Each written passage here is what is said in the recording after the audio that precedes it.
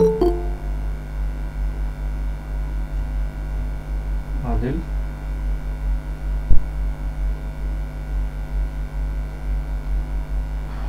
आदिल साहब, डॉक्टर आदिल साहब।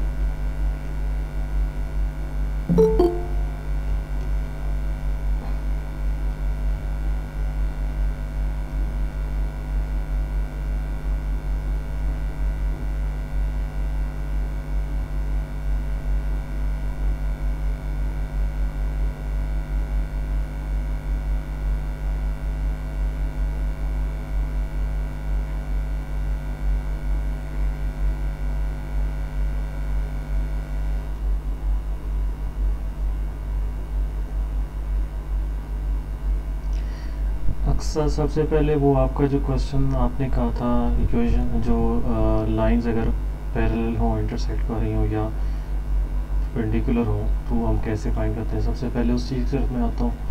उसके बाद जो है वो ये आपके अगर इस एस एम यूसुफ के कैलकुलस में जाते हैं ना, तो यहाँ पे भी इस टाइप के क्वेश्चन मौजूद है। मैं इधर से एक क्वेश्चन पिक कर लेता हूँ या उधर से वही वाला क्वेश्चन पिक कर लेता हूँ और वो आपको सॉल्व करा देता हूँ कि ये कैसे इंटरसेक्ट करती हैं।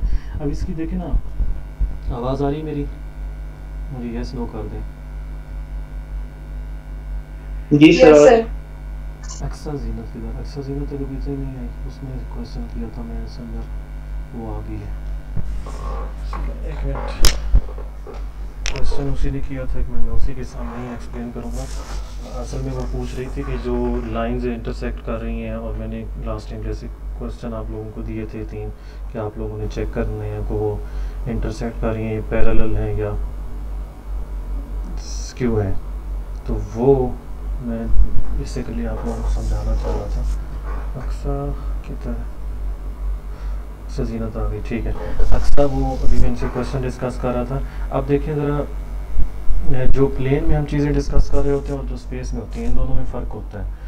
अब इसकी मैं एग्जांपल आपको दे देता हूँ।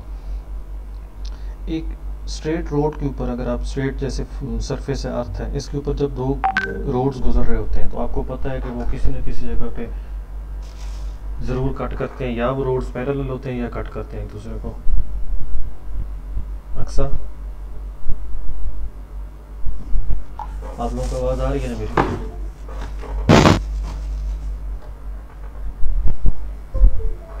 जी सर आ रही। अच्छा जी, चलिए आप लोगों को भी साथ ही बता देता हूँ।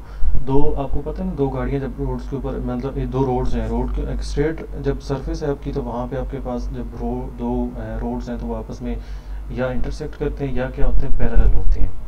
आप इसमें कोई भी एग्जांपल दे सकते हैं। आप कहेंगे, फर्स्ट करें आपका अगर काउंटर आर्गूमेंट आता है कि नहीं जी, फलां रोड इधर से जा रहा है और वो उधर से जा रहा है, तो उनका आपस में कनेक्शन नहीं है। हम बात कर रहे हैं इन्फिनिट लाइंस की, तो वो जो रोड्स का आपको कनेक्शन नहीं नज़र आ रहा, वो कनेक्शन इसलिए नहीं है क्योंकि वो दोनों रोड्स लिमिटेड हैं। अगर आप उन दोनों रोड्स को एक्सटेंड करते हैं, या दोनों रोड्स इंटरसेक्ट करेंगे इसी पॉइंट पे, या दोनों पैरेलल हो जाएंगे।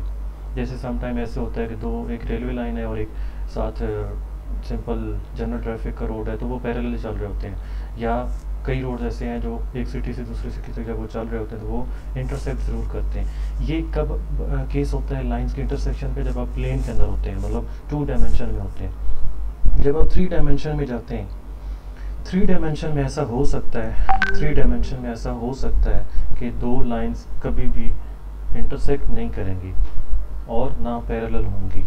3 डायमेंशन में ऐसा हो सकता है। जब आपके प्लेन्स एयर में मूव कर रहे होते हैं, मैं एरोप्लेन की बात कर रहा हूँ, जब एयर में मूव कर रहे होते हैं, तो कभी आपको ऐसा नहीं मतलब पता चला होगा कि वो, मतलब आप खुद इमेजिन भी कर सकते हैं ना, प्रैक्टिकली तो वो नहीं है कि वो आपस में उनकी लाइंस कहाँ पे इंटरसेक्ट करें। जब वो उनका पाथ है, ऐसा पॉसिबल है कि उनका पाथ ना इंटरसेक्ट करे ना पैरेलल हो, ना इंटरसेक्ट करे ना क्या हो, पैरेलल हो। ये कब पॉसिबल होता है? स्पेस में पॉसिबल होते हैं, ठीक है। ये स्पेस के अंदर 3 डायमेंशन में ये पॉसिबल होता है। 2 डायमेंशन में कंफर्म्ड है क्या होता है, या इंटरसेक्ट कर रही होती हैं या क्या होती हैं, पैरेलल होती हैं। इंटरसेक्शन में आगे परपेंडिकुलर का केस भी आ जाता है, इंटरसेक्शन में आगे परपेंडिकुलर का केस भी आ जाता है, लेकिन केसेस 2 ही बनते हैं, या इंटरसेक्ट कर रही होती हैं या क्या कर रही होती हैं, पैरेलल होती हैं, ठीक है जी। स्पेस में 3 केसेस बन जाते हैं। एक केस होता है पैरेलल, दूसरा केस बनता है इंटरसेक्शन, और तीसरा केस क्या बनता है, स्क्यू, जो कि जिसको हम क्या कह रहे होते हैं कि ना वो आदिल जी, आदिल आगे बात करें, आदिल मैसेज करें।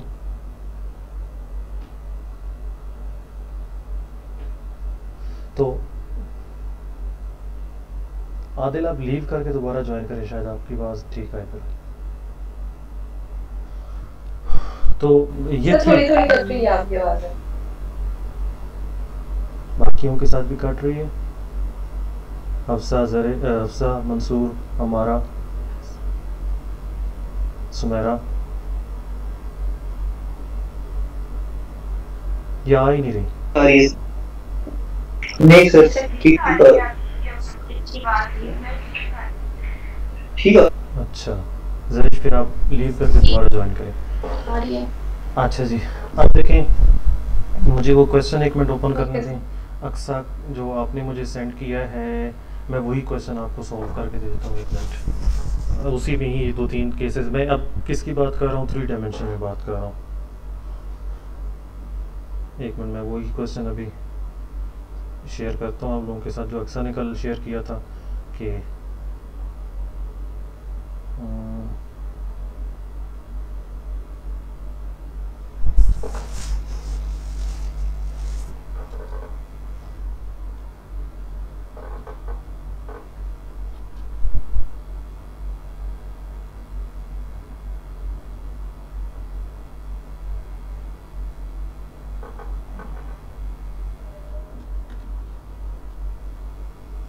अच्छा, अब इसमें देखें ये 3 लाइंस हैं। अब इन 3 लाइंस को आपने चेक करना है कि ये पैरेलल है, मतलब 2-2 करके चेक करना है कि ये पैरेलल है, परपेंडिकुलर है, इंटरसेक्ट कर रही हैं, या क्या कर रही हैं, या स्क्यू लाइंस हैं। हमने ये 3 चीज़ें यहाँ पे चेक करनी है। तो मैं एक मिनट, अगर आप लोग इसको अक्सर अगर आप ओपन कर लें, बल्कि आपकी आवाज़ नहीं आनी, ताकि मैं क्वेश्चन नोट कर लूँ उधर जाके। 3 + 2t - 1 + 4t, लाइन 1 है आपके पास, x = 3 + 4t, 3 + 2t,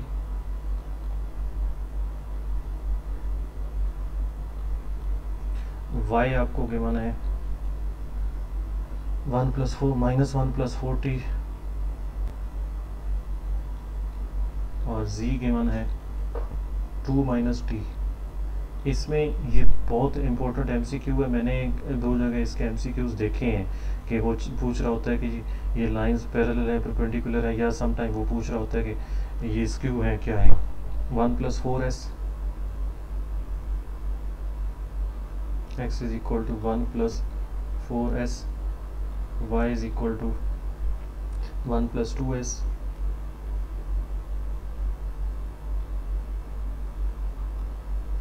z =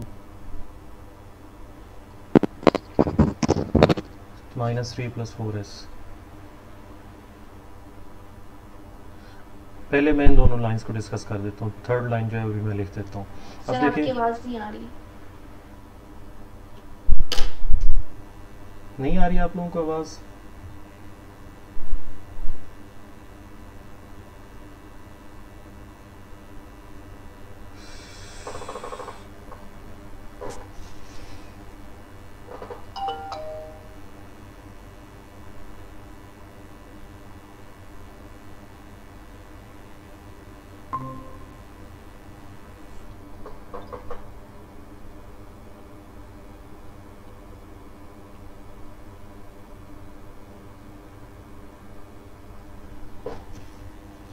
जी, आवाज़ नहीं आ रही मेरी?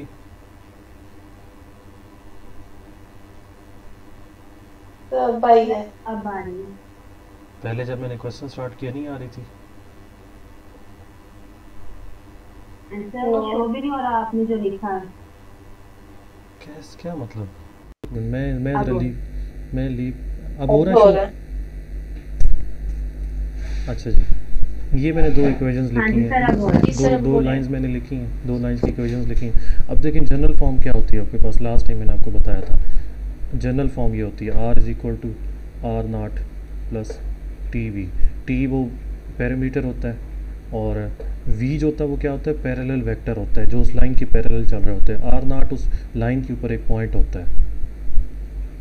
इसको इस फॉर्म में जब हम लिख रहे होते हैं तो इस फॉर्म में क्या आ रहा होता है, इस फॉर्म में आ रहा होता है x is equal to x naught plus t a, फर्ज करें टी ए वी जो है वो आपके पास फर्ज करें ए आई प्लस बी जे प्लस सी के।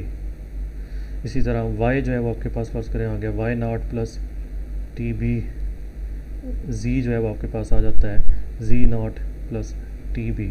अब देखें ये जो लाइंस होती हैं 3 डायमेंशन में जो लाइन होती है ये टोटली डिपेंड कर रही होती है, इसकी डायरेक्शन जो है वो डिपेंड कर रही होती है इस वेक्टर v पे, इस वेक्टर v, क्योंकि ये वेक्टर इस लाइन के पैरेलल होता है। फर्स्ट करें ये लाइन ऐसे जा रही है ना, ये इस तरह करके लाइन जा रही है, तो ये जो वेक्टर v है वो इसके ऐसे पैरेलल किसी एक डायरेक्शन में हो सकता है, इसकी सेम डायरेक्शन में हो सकता है, इसकी अपोजिट डायरेक्शन में हो सकता है। तो इस लाइन की जो टोटल डिपेंडेंस है वो डिपेंड कर रही होती है v वेक्टर पे कि v वेक्टर का बिहेवियर कैसा है। v वेक्टर मैसेज क्या है जी, हफ्सा रिकॉर्ड हो रहा है, तो इसके ये डिपेंड कर रहा होता है दूसरी लाइन के साथ। अगर आपने एक और लाइन ऐसे कट कर रही है ना तो आपको पता है कि उस दूसरी लाइन के कॉरस्पॉन्डिंग भी एक वेक्टर मौजूद होगा, उस लाइन का वेक्टर मौजूद होगा। तो अगर लाइंस इंटरसेक्ट कर रही हैं तो वेक्टर्स भी आपस में क्या कर रहे होंगे, इंटरसेक्ट ज़रूर कर रहे होंगे। तो लाइंस अगर परपेंडिकुलर हैं तो इट मीन्स उनके वेक्टर्स भी क्या होंगे, आपस में परपेंडिकुलर होंगे। तो जब हमने पहले चेक कर लिया कि उनका पॉइंट ऑफ इंटरसेक्शन मौजूद है, अगला अगर हमने चेक करना हो कि परपेंडिकुलर हैं या नहीं, तो फिर हम क्या चेक करते हैं, हम ये चेक करते हैं कि उनके वेक्टर्स के दरमियान एंगल क्या बन रहा है। अगर उनके वेक्टर्स के दरमियान एंगल जो है वो 90 डिग्री है तो इट मीन्स वेक्टर्स परपेंडिकुलर है, वेक्टर्स परपेंडिकुलर है तो लाइंस भी परपेंडिकुलर होंगी। वेक्टर्स कौन से कंपोनेंट्स होते हैं, ये वाले कंपोनेंट्स वेक्टर होता है। वो पैरेलल वेक्टर जो होता है वो ये वाले कंपोनेंट्स होते हैं जो टी के साथ मल्टीप्लाई हो रहे होते हैं। ये देख सकते हैं आप लोग, क्योंकि इधर भी मैंने आपको बता दिया t a t b t c, ये सॉरी सी आना टी सी। तो ये जो तीनों कंपोनेंट्स आते हैं ये किसके होते हैं, वेक्टर के कंपोनेंट्स होते हैं। तो अगर मैं यहाँ से v1 लिखूँ तो v1 आपके पास किसकी इक्वल आएगा। अगर आपको फर्स्ट करो फ़ौरन से चेक करना हो कि लाइंस पैरेलल हैं या परपेंडिकुलर हैं, पैरेलल होने के लिए क्या चेक करना होगा कि वेक्टर्स पैरेलल हैं या नहीं। फर्स्ट जो लाइन है उसका v1 का जो वेक्टर है वो आपके पास है 2i plus 4j plus sorry minus k। दूसरी जो लाइन है उसका वेक्टर क्या है, उसका वेक्टर है 4i प्लस 2j और ये है 4k। तो आप देख सकते हैं इनका आपस में कोई इस तरह का सच लिंक नहीं है, पैरेलल का लिंक नहीं है। पैरेलल के लिए आपको पता है कि एक दूसरे के कांस्टेंट मल्टीपल होते हैं, तो इसमें कोई कांस्टेंट मल्टीपल नहीं बन रहा। ये 2 4 है और ये 4 2 है और ये -1 और 4 है, कोई लिंक नहीं बन रहा है इन दोनों का, तो मतलब पैरेलल तो नहीं हो सकते। साथ ही आप चेक कर लें कि परपेंडिकुलर है या नहीं। परपेंडिकुलर के लिए आप ऑब्वियसली क्या करेंगे, सॉरी इनका डॉट प्रोडक्ट ले लें फ़ौरन से। आपकी कैलकुलेशन स्ट्रांग होनी चाहिए, आप एमएससी पास स्टूडेंट्स हैं तो आपको कैलकुलेशन स्ट्रांग होनी चाहिए। डॉट प्रोडक्ट आप कैसे लेंगे, 2 4 8, आगे आपके पास 8 आ जाएगा, आगे -4 आ जाएगा और ये 0 भी नहीं आता। डॉट प्रोडक्ट भी 0, इसका मतलब दोनों लाइंस जो है वो ना पैरेलल है ना परपेंडिकुलर है। अब ये तो एक केस हो गया कि पैरेलल और परपेंडिकुलर का। परपेंडिकुलर किसका सब केस है, परपेंडिकुलर सब केस है इंटरसेक्शन का, ठीक है। सम टाइम लाइंस ऐसी होती हैं जो इंटरसेक्ट कर रही होती है, ज़रूरी नहीं है कि वो परपेंडिकुलर हो, हम जस्ट परपेंडिकुलर चेक करते हैं। अब इंटरसेक्शन का केस चेक करना है और दूसरा केस कौन सा चेक करना है, स्क्यू है या नहीं। अब देखें इन दोनों का स्क्यू और इंटरसेक्शन, पहले तो हम ये करते हैं कि हम इसके एक्स कंपोनेंट और वाई कंपोनेंट। अब एक और चीज़ इनमें रखें, जब दो लाइंस इंटरसेक्ट कर रही होती हैं तो उस ये मैंने परपेंडिकुलर वैसे बन गए, ये कोई और भी हो सकता है, एंगल कुछ भी हो सकता है। अब जब इंटरसेक्ट कर रही होती हैं तो उस पॉइंट पे उन दोनों के कोऑर्डिनेट्स क्या होते हैं, सेम होते हैं। जहाँ पे वो इंटरसेक्ट कर रही होती है दो लाइंस, उसके ऊपर जो पॉइंट्स होते हैं दोनों के कोऑर्डिनेट्स, पॉइंट के कोऑर्डिनेट्स होते हैं वो क्या होते हैं, इक्वल होते हैं। तो हम यही चेक कर रहे हैं कि ये क्या इनके इक्वल कोऑर्डिनेट्स हो सकते हैं। इक्वल कोऑर्डिनेट्स होने का मतलब यही है कि क्या ये इंटरसेक्ट कर रही हैं। तो हम ये करते हैं कि एक्स कोऑर्डिनेट को एक्स की इक्वल पुट करते हैं, वाई को वाई की पुट करते हैं। चले चेक करते हैं इस चीज़ को। 3 + 2t is equal to 1 + 4s। मैं इसको सॉल्व कर लेता हूँ शॉर्टली। ये आ जाता है आपके पास 4s - 2t is equal to 2 और ये आपके पास आ जाता है 2s माइनस ये t आना है 2s - t is equal to 1। ये आपके पास एक आ गई, आपने क्या पुट किया, x is equal to x। दूसरा आपने चेक किया y is equal to y क्या आता है या नहीं आता, दूसरा आप पुट कर लें -1 + 4t is equal to 1 + 2s। इसको जब आप सॉल्व करते हैं तो आपके पास आ जाता है 2s - 4t is equal to -2 और जब आप 2 कॉमन लेके इसको इधर डिवाइड करते हैं s - 2t is equal to -1। अब दोनों इक्वेशंस को आप सॉल्व कर सकते हैं साइमल्टेनियसली। चाहे तो आप इधर से s की वैल्यू फाइंड करें, s की वैल्यू आ जाएगी -1 प्लस 2t, इसको आप यहाँ पे पुट करें, इसको यहाँ पे पुट करेंगे तो ये आपके पास आ जाएगा -2 plus 4t minus t is equal to 1, और ये t की वैल्यू आ जाती है, t की वैल्यू यहाँ से आ जाती है 1। मैं कैलकुलेशन शॉर्ट कर रहा हूँ। ये t की वैल्यू यहाँ पे पुट करें तो s की वैल्यू आपके पास क्या आ जाती है -1 प्लस 2, और s की वैल्यू आ जाती है 1। देखें हमने पुट किया x y कोऑर्डिनेट्स को इक्वल, ठीक है जी, और चेक क्या कर रहे हैं, इंटरसेक्ट करते हैं नहीं करते। अब ये इंटरसेक्ट उस वक्त कर रहे होंगे कि x y इक्वल लेने के बाद z भी क्या आ जाए, इक्वल आ जाए, z कंपोनेंट भी z की क्या आ जाए, इक्वल आ जाए। तो आप जरा देखते हैं क्या z कंपोनेंट इक्वल आते हैं नहीं आते। ऊपर वाले z कंपोनेंट में आप t की वैल्यू पुट करें 2 - 1 1, तो ये z कंपोनेंट आ गया। क्या दूसरा भी z 1 आता है या नहीं आता, उसको भी देख लेते हैं। -3 + 4 × 1, ये भी 1 आता है। तो इसका मतलब ये दोनों लाइंस इंटरसेक्ट कर रही हैं, क्योंकि हमने 2 से t और s की वैल्यू फाइंड की और थर्ड में जाके पुट की, तो हमें थर्ड से भी उसका कोऑर्डिनेट मिल गया। अब दूसरे x और y कोऑर्डिनेट भी आप फाइंड कर सकते हैं। x और y कोऑर्डिनेट कैसे फाइंड करेंगे, t की वैल्यू यहाँ पे पुट कर लें या s की वैल्यू यहाँ पे पुट कर लें, तो आपको x और y के कोऑर्डिनेट्स भी मिल जाएंगे। अगर x और y कोऑर्डिनेट दोनों इक्वेशन से सेम आ रहे हो s और t की वैल्यूज के लिए, तो इसका मतलब वो लाइंस इंटरसेक्ट कर रही हैं। अगर ऐसा हो जाए कि दोनों से आपकी जो s और y की वैल्यूज हैं वो सेम ना आ रही हो, x y z की वैल्यू सेम ना आ रही हो s और t फाइंड करने के बाद, तो फिर वो लाइंस क्या होती हैं, इंटरसेक्ट नहीं कर रही होती, वो स्क्यू लाइंस होती हैं। इसका जो नेक्स्ट पार्ट है आई थिंक सो उसमें स्क्यू बन जाता है, एक में तो पैरेलल बन जाता है, एक में स्क्यू बनता है। मैं आपको भी दिखा देता हूँ। अच्छा जी, ये आपको पिक्चर क्लियर है?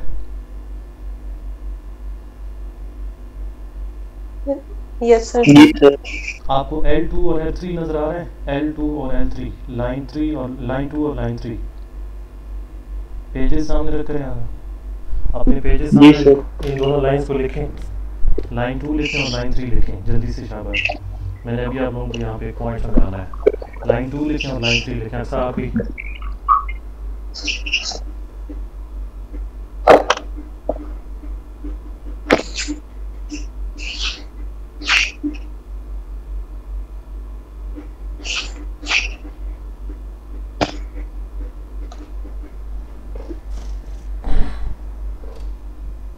हाँ जी, ठीक है। L2 आपके पास है x = 1 + 4s, x = 1 + 4s, y = 1 + 2s, z = -3 + 4s।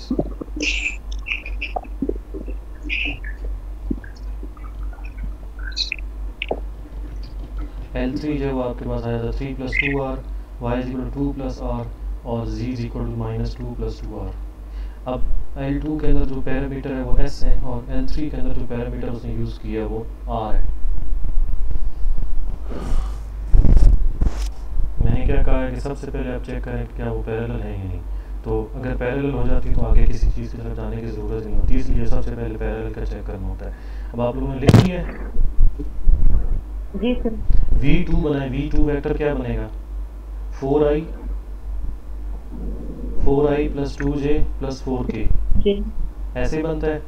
और V3 क्या जी बनता है, 2i + j + इन दोनों वेक्टर्स को 2k। आपस में ताल्लुक है, यस सर।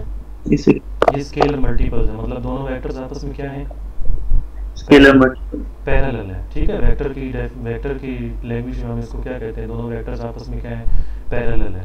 अगर दो लाइंस के वेक्टर्स पैरेलल हैं तो लाइंस भी आपस में क्या है, पैरेलल है।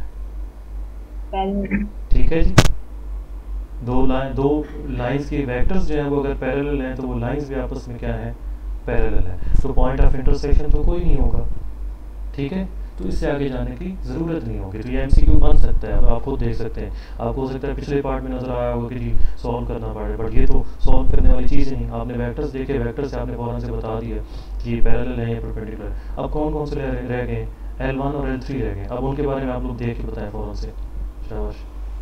L1 और L3 पहला चीज़ ही चेक करने के पैरेलल है या नहीं। Excuse me sir. जी जी। पैरेलल तो नहीं है।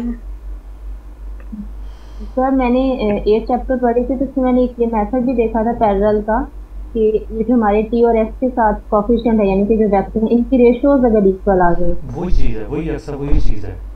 देखें यहाँ पे भी वही चीज़ नहीं आ रही। 4/2 क्या आता है, V2 और V3 आपने वेक्टर्स बनाए हैं ना। 4/2 हाँ क्या जी। आता है, 2 आता है। और 2/1 2 आता है। 4/2 क्या आता है, 2 आता है। ये देखें, वो इसी से ड्राइव किया गया। अब मैं आपको एक और चीज़ दिखा देता हूँ, वही चीज़ आपको फ़ौरन से नज़र आ जाएगी। आप दो वेक्टर्स को पैरेलल कब कहते हैं, v इज इक्वल टू क्या आ जाए, लैम्डा टाइम w आ जाए, ऐसे ही है। जी सर। तो अब ये अगर कंपोनेंट वाइज को डिवाइड करें तो v डिवाइडेड बाई w क्या आना चाहिए, कांस्टेंट नंबर आना चाहिए। कंपोनेंट वाइज जब आप इसको डिवाइड कर रहे होते हैं तो वो क्या आने चाहिए, कांस्टेंट नंबर मीन्स वो क्या आना चाहिए, ये सारे क्या आने चाहिए, इक्वल आने चाहिए। कंपोनेंट वाइज मैं थोड़ा सा ऐसे हिंट दे रहा हूँ, एग्जैक्टली ये स्टेटमेंट ठीक नहीं है, मतलब वेक्टर्स को हम इस तरह से डिवाइड नहीं कर सकते। मैं ऐसे हिंट दे रहा हूँ कि जब आप इसको कंपोनेंट वाइज डिवाइड करेंगे, इक्वेट करेंगे, फर्स्ट करें, ये देखें इधर से आपके पास आ गया ए आई प्लस बी जे प्लस सी के, और ये लैम्डा इंटू आ गया lambda W1 I plus W2 J plus W3 K। तो जब वेक्टर्स पैरेलल होंगे जिसका मतलब A इज इक्वल टू क्या आ जाएगा, lambda W1, B is equal to क्या आ जाएगा, लैम्डा W2, और C इज इक्वल टू क्या आ जाएगा, लैम्डा W3। तो ये A और W1 किसके इक्वल आता है, लैम्डा। B और W2 किसके इक्वल आता है, लैम्डा। और C और W3 किसके इक्वल आता है, लैम्डा की इक्वल आता है। तो तीनों आपस में क्या आने चाहिए, तीनों जो कॉरस्पॉन्डिंग रेशियोज हैं वो आपस में इक्वल आनी चाहिए। वही बात मैं वो देखी है, मैंने कैलकुलेट एस एम यूसुफ मैंने ये बात देखी है, वो यही बात कर रहा है। ठीक है, पैरेलल की यही कंडीशन बनती है ना, वेक्टर जो पैरेलल होते हैं वो यही आगे जाके कंडीशन बन जाती है। ठीक है जी, अब चीज़ क्लियर हो गई है। बाकी सबको भी स्क्यू और परपेंडिकुलर और पैरेलल कैसे चेक करनी है। जी सर। जी सर।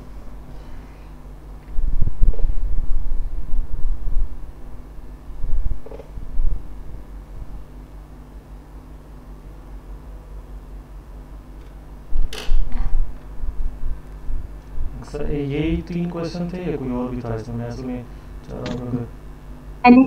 61 किया था, 62 भी आपने दिया था। अच्छा, ये देखें आपने इसको आगे गलत ले गई है ना, आप इसमें टी और टी वो चेक कर रहे हैं तो लाइन, हाँ ठीक है चेकिंग पैरेलल आप ऐसे पहले ही चेक कर लेंगे कि पैरेलल है या नहीं। पहले स्टेप ही आपने चेक यही करना है कि पैरेलल है या नहीं। तो ये पैरेलल आपके पास आ जाती है, L2 और L3 जो पैरेलल आ जाती है। अब L1 और L3 आपको चेक करके मुझे बताएंगे कि होता है या नहीं होता।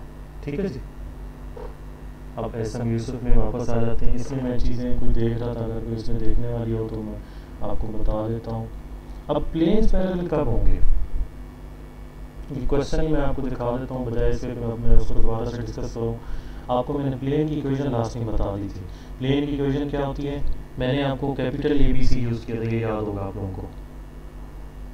यहाँ पे मैंने कर्सर मूव किया, इसलिए आपको याद होगा। A into x minus x one plus B into y minus y one plus C into Z minus Z1, याद है आपको लोगों को। जी ABC क्या होता है, ये प्लेन के नॉर्मल वेक्टर होता है, ये जो इस फिगर में बनाया हुआ है, जो प्लेन के परपेंडिकुलर वेक्टर होता है वो ABC उसके कोऑर्डिनेट्स होते हैं। अगर दो प्लेन्स आपको गिवन है, दो प्लेन्स की इक्वेशन गिवन है, आपने चेक करना है कि वो पैरेलल है या परपेंडिकुलर है। तो कैसे चेक करेंगे, उनके जो नॉर्मल वेक्टर्स हैं उनका बिहेवियर चेक कर लें तो आपको प्लेन का बिहेवियर पता चल जाता है। जो प्लेन के एसोसिएटेड नॉर्मल वेक्टर है, अगर उसका बिहेवियर आप चेक कर लें तो आपको प्लेन का बिहेवियर पता चल जाता है। यही चीज़ यहाँ पे इसने आगे डिस्कस की हुई है, मैंने भी आप लोगों को यही चीज़ डिस्कस कराई हुई है कि नॉर्मल जो वेक्टर्स हैं अगर उनका बिहेवियर आप चेक कर लेते हैं तो आपको पता चल जाता है कि प्लेन्स का बिहेवियर कैसे। मैं एक क्वेश्चन बस इधर से आपको एग्जाम्पल दिखा देता हूँ जिसमें वो यही चीज़ चेक कर रहा है कि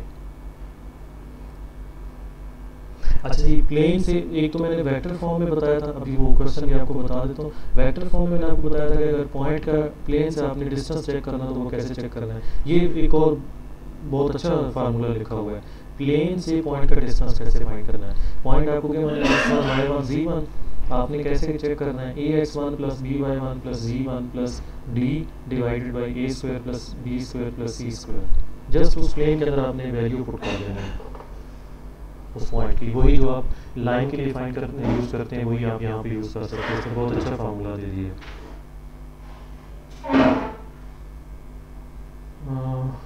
प्लेन्स, एंगल बिटवीन प्लेन्स, हाँ जी, ये तो मैंने आपको बता दिया था कि दो प्लेन्स के दरमियान अगर आपने एंगल फाइंड करना तो आप क्या कर लें, उनके जो नॉर्मल वेक्टर्स हैं उनके दरमियान एंगल फाइंड कर लें, आपको उधर से बता चुका हूँ। और दो प्लेन्स पैरेलल कब होते हैं, जब उनके जो नॉर्मल वेक्टर्स हैं वो पैरेलल होंगे, तो प्लेन्स भी क्या होंगे, पैरेलल होंगे। नॉर्मल वेक्टर्स अगर परपेंडिकुलर हैं तो उनके प्लेन्स भी क्या होंगे, परपेंडिकुलर ही होंगे। ठीक है जी। ये देखिए एग्जांपल उसने 14 सॉल्व भी की हुई है कि आपको कहा गया है कि आप अगर फाइंड करना हो अक्यूट एंगल, मतलब दो प्लेन्स के दरमियान एंगल फाइंड करना है आपने, तो आप क्या कर रहे हैं, उनके दोनों के जो नॉर्मल वेक्टर्स हैं उनके दरमियान एंगल फाइंड कर रहे हैं। और उनके दरमियान एंगल कैसे फाइंड कर रहे हैं, cos of theta is equal to a dot v over a magnitude v over a। बहुत बेसिक चीज़ है आप लोगों के लिए। क्वेश्चन में आप लोग देख सकते हैं ये इस तरह के शॉर्ट क्वेश्चन, जैसे मैंने एग्जांपल शॉर्ट्स आपको डिस्कस कर लिए हैं। 14 एग्जांपल नंबर बहुत शॉर्ट्स ही है। इसी तरह की distance of point from the plane, बहुत शॉर्ट से क्वेश्चन हैं, तो ये 30 सेकंड में हो सकते हैं, तो MCQs बन सकते हैं।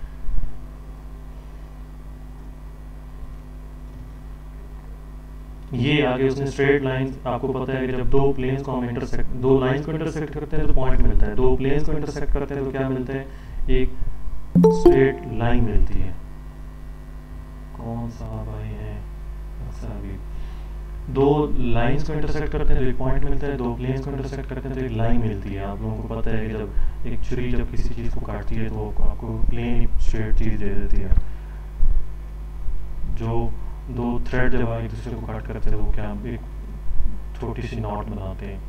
तो यही चीज़ अगर आप माइंड में रख लें तो मेरे ख्याल में आप लोगों को कभी सोचना नहीं पड़ेगा प्लेन के इंटरसेक्शन से आपको क्या मिलना है।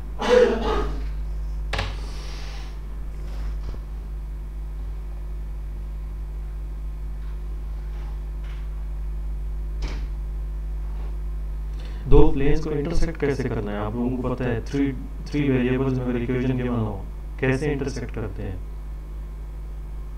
आप दोनों इक्वेशन को साइमल्टेनियसली सॉल्व कर लें, दैट्स इट। दोनों इक्वेशन को साइमल्टेनियसली सॉल्व कर लें, आपको पॉइंट ऑफ इंटरसेक्शन मिल जाता है। दो लाइंस को कैसे इंटरसेक्ट करते हैं, दोनों इक्वेशन को साइमल्टेनियसली सॉल्व कर लें। दो प्लेन्स को कैसे इंटरसेक्ट करते हैं, दोनों की इक्वेशन को साइमल्टेनियसली सॉल्व कर लें, दैट्स इट। और कुछ नहीं इसमें नई चीज़। दो प्लेन्स को इंटरसेक्ट कैसे करना है, ये बहुत सिंपल सी चीज़ है।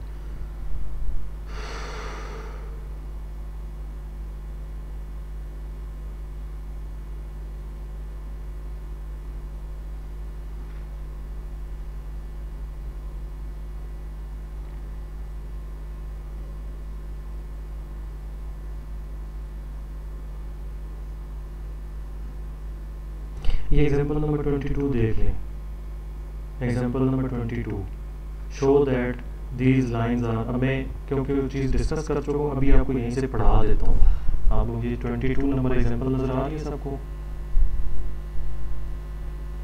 Yes sir. इसका सेकंड पार्ट छोड़ दें, find the coordinates of theta from one perpendicular, इसको छोड़ दें। जो शो करना है कि स्क्यू है, देखिए ये कैसे शो कर रहा है, मैं आपको बता चुका हूँ। अब सामने विजिबल होगा कि आप ये कैसे शो करते हैं। अक्सर भी बाकी लोग भी, it is obvious that lines are not parallel. Parallel क्यों नहीं है? अच्छा, इस फॉर्म में जब इक्वेशन लिखी होती है ना, जो डिवाइड हो रहा होता है ना वो वेक्टर होता है हमारा। इस फॉर्म में जब इक्वेशन लिखी होती है ना, तो जो डिवीजन में आ रहे होते हैं नंबर्स वो हमारा वेक्टर होता है। तो इसमें वेक्टर क्या होगा हमारा, 3i माइनस जे प्लस के, और इधर से वेक्टर क्या होगा, minus 3i plus 2j plus 4k। मैं आपको ये फॉर्म भी एक्सप्लेन कर चुका हूँ कि इस फॉर्म में कैसे इक्वेशन ऑफ लाइन को कन्वर्ट करते हैं। यहाँ से आता है, इस जगह से आता है, याद है लास्ट लेक्चर आप लोगों को? यहाँ से आता है, ये यहाँ से आता है। x minus x not divided by a is equal to t आ जाता है। y minus y not divided by b is equal to t आ जाता है। और z minus z not divided by t divided by c is equal to t आ जाता है। तो ये तीनों जो है वो आपस में क्या आ जाते हैं, इक्वल आ जाता है, और यही फॉर्म इसकी लिखी हुई है इक्वेशन ऑफ लाइन की 3 डायमेंशन में, यही फॉर्म यहाँ पे लिखी हुई है, इधर से ये लिखी हुई है। तो वो कैसे चेक कर रहा है, उसने टी इंट्रोड्यूस करवा दिया है और दोनों के एक्स कंपोनेंट को इक्वल रख लिया है, ये देखें वाई कंपोनेंट इक्वल रखा है और जी कंपोनेंट इक्वल रखा है। अगर ये इंटरसेक्ट कर रही है तो इन दोनों का क्या होना चाहिए, मस्ट है साइमल्टेनियस सोल्यूशन, तीनों का क्या होना चाहिए, एक साइमल्टेनियस सोल्यूशन होना चाहिए, ठीक है। अब देखो सॉल्व कैसे करता है, कहता है आखिरी दोनों इक्वेशन जब हम सॉल्व करते हैं तो एस की वैल्यू 2 आती है और टी की वैल्यू क्या आती है, 11 आती है। अब ये दोनों टी और एस की वैल्यूज हमें इसमें पुट करने से ये ट्रू आनी चाहिए, इक्वेशन नंबर 1 में पुट करते हैं, इक्वेशन नंबर 1 में जब हम पुट करते हैं एस की वैल्यू 2 पुट करें यहाँ पे जी, पुट करें तो क्या आता है, इसमें 2 पुट करें एस की, -3 -6 -9 आ जाता है, और इधर टी की वैल्यू 11 पुट करें, ये 11 3 33 + 3 36 इज इक्वल टू -9, इक्वल नहीं आया, ठीक है। तो जब इक्वल नहीं आया, इन दोनों से एस और टी की वैल्यू फाइंड की है, इसमें पुट की है, इक्वल नहीं आया, इसका मतलब लाइंस इंटरसेक्ट नहीं कर रही, जब इंटरसेक्ट नहीं कर रहे तो लाइंस क्या कर रही हैं, स्क्यू लाइंस है यहाँ पर। क्लियर है, मेरे ख्याल में आप लोगों को काफ़ी हद तक क्लियर हो गया होगा कि कॉन्सेप्ट क्या है स्क्यू का और पर्टिकुलर का और पैरेलल का। यहाँ पे फिर से वही चीज़ आप लोगों को बताई गई है, मैं ज़्यादा क्वेश्चन नहीं डिस्कस कर सकता, टाइम कम है, आप लोग इसमें एग्जांपल्स को देखें और फिर उसमें प्रॉब्लम आती है तो फिर मुझे बताएं। आगे आ जाता है सिलेंड्रिकल कोऑर्डिनेट्स, सिलेंड्रिकल कोऑर्डिनेट्स में क्या क्या चीज़ें आ जाती हैं, एक्स इक्वल टू आर, इसमें 3 कंपोनेंट्स होते हैं, आर थीटा और जी, ये कंपोनेंट्स बस याद कर लें, यही क्वेश्चन एमसीक्यूज में पूछा जा सकता है। सिलेंड्रिकल से कार्टेशियन में कैसे जाते हैं, कार्टेशियन से सिलेंड्रिकल में कैसे जाते हैं, x equal to r cos theta, y equal to r sine theta, और जी आपने जी ही लेना होता है। कन्वर्जन जस्ट ध्यान में रख लें, मैंने इसके क्वेश्चन कुछ जगहों पे देखे हैं एमसीक्यूज में कि कार्टेशियन से सिलेंड्रिकल में कैसे जाना है और सिलेंड्रिकल से कार्टेशियन में कैसे जाना है। आगे आ जाता है स्फेरिकल कोऑर्डिनेट्स, स्फेरिकल कोऑर्डिनेट्स में रो थीटा और फाई आ जाते हैं, इनकी पोजीशन जो है वो ध्यान में रखें। पहले जब ट्रिपल ऑर्डर ट्रिपलेट में लिखा होता है तो पहली पोजीशन पे रो आना होता है, पहली पोजीशन पे रो आना होता है, दूसरी पोजीशन पे थीटा आना होता है और तीसरी पोजीशन पे फाई आना होता है। अब इसके फार्मूलाज ये ध्यान में रख लें, ये फार्मूलाज हैं, मैंने इसके जो एमसीक्यूज देखे हैं वो अभी आपको बता देता हूँ किस तरह के एमसीक्यूज के आते हैं।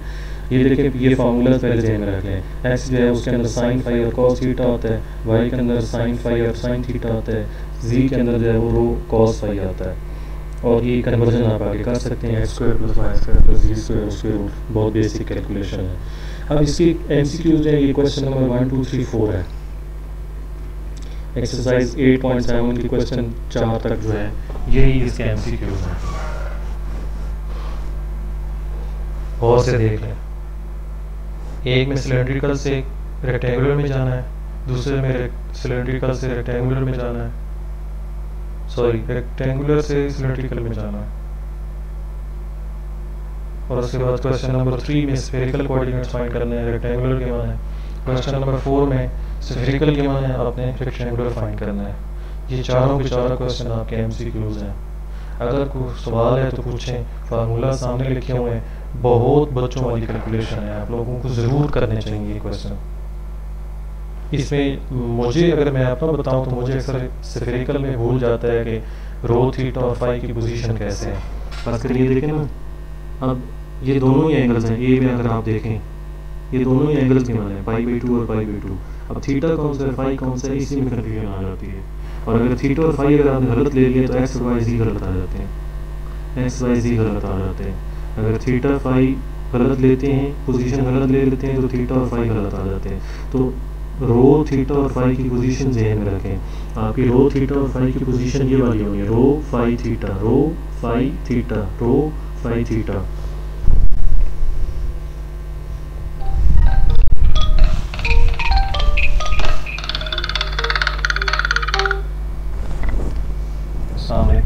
वालेकुम सलाम, कौन बात कर रहा है? कम करो।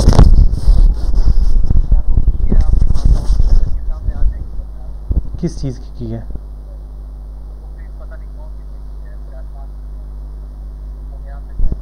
मुझे उसने कोई की नहीं दी। मेरे पास की है, मैंने आपको दे दी। आप डिपार्टमेंट के बाहर आ जाएं, मैथ डिपार्टमेंट के बाहर, मैं आ जाता हूँ ऊपर से। अच्छा, मैं आ जाता हूँ। ठीक ठीक।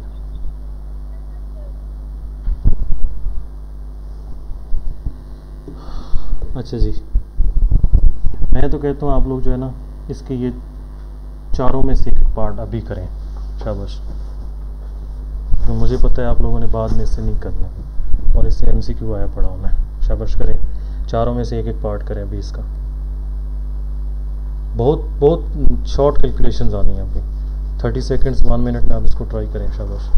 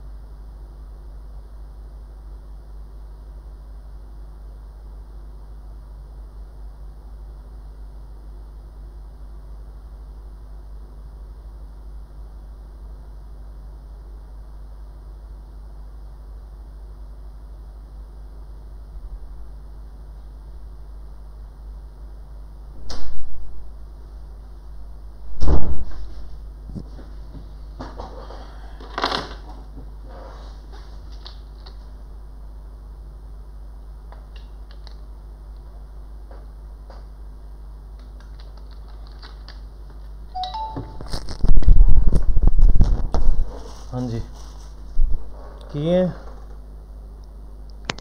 सर हो गया एक एक पार्ट सबका। बाकी भी यस नो कर दें।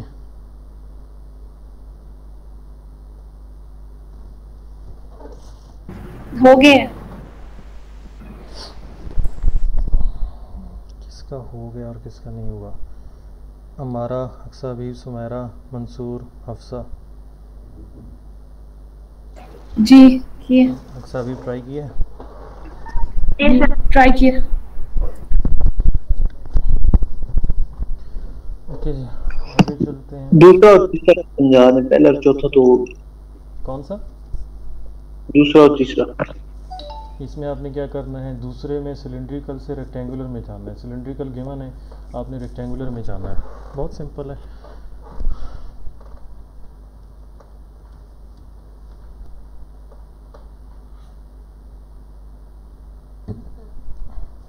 दूसरे का जो ए पार्ट है 5/3 3।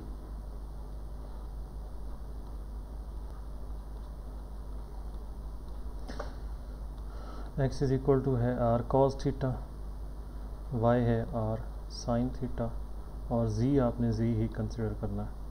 तो जी तो आपके पास सिलेंड्रिकल में भी यही है और कार्टेशियन रेक्टेंगुलर में भी यही है। थीटा आपके पास है 5/3 और आर जो है वो आपके पास 5 है। तो एक्स स्क्वेयर, एक minute, x is equal to क्या है 5 cos π/3। तो x क्या आपके पास आ जाएगा 5π/3। π/3 इज cos 60 डिग्री इज 1/2 और y इज इक्वल टू आ जाएगा 5 sin π/3 और ये 5 इंटू स्क्वेयर रूट 3/2। मैं यहाँ से आगे नहीं डिटेल में जा रहा, आपको पता है अब आगे क्या हो जाएगा। ये आपके पास हो जाएगा 5/2 5 स्क्वेयर रूट 3/2 और z कोऑर्डिनेट 3 आ जाएगा। दूसरा आपने कहा है कि 3 में स्फेरिकल कोऑर्डिनेट्स आपने फाइंड करने हैं और आपको क्या गिवन है, रेक्टेंगुलर गिवन है।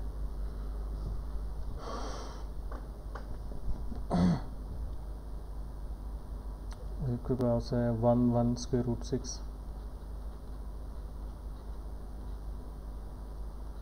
x is equal to rho sin phi cos theta, y is equal to rho sin phi sin theta और z जो है वो आपके पास है रो cos phi।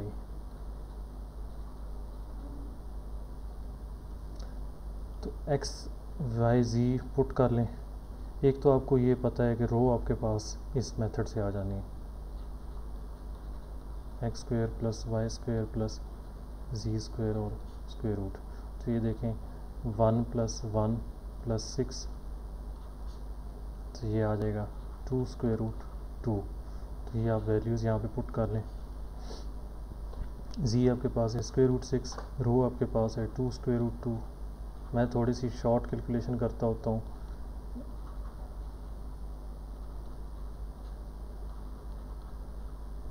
हाँ जी, आई थिंक सो ये आ जाएगा cos phi is equal to square root 3/2। अगर कैलकुलेशन मिस्टेक है तो आप मुझे करेक्ट करें। थीटा आपके पास सॉरी फाई जो है वो आपके पास क्या आ जाएगा, cos थीटा जो है वो π/3 आ जाएगा ना, स्क्वेयर रूट 3 नहीं π/6 आ जाएगा। अब π/6 आपको मिल चुका है मंसूर और रो आपको मिल चुका है। ये जिस रो आपको मिल चुका है। रो और फाई आप पुट करें तो आपको थीटा मिल जाएगा। वाई आपको ऑलरेडी पता है, समझ आ गई। ठीक है। ओके जी, अब आगे चलते हैं। ये थोड़ा सा इंपॉर्टेंट चीज़ थी बीच में, सरफेसेस, ये एलिप्सॉइड और वो चीज़ें मैंने उधर से भी आपको थोड़ी बहुत स्किप करवाई थी। इसमें एक इंपॉर्टेंट टेबल मुझे जो नज़र आ रहा था वो ये था कि अगर आपके पास कोई भी सरफेस है उसको आपने रेवोल्यूशन फाइंड करना है, तो उसको आपने रिवॉल्व करना है किसी भी एक्सिस के अबाउट, तो वो कैसे रिवॉल्व करना है और उसकी शॉर्ट ट्रिक्स यहाँ पे ये टेबल में बताई गई हैं। ये ज़रूर देख लें। मैं 83 पेज की बात कर रहा हूँ, इस टेबल की बात कर रहा हूँ।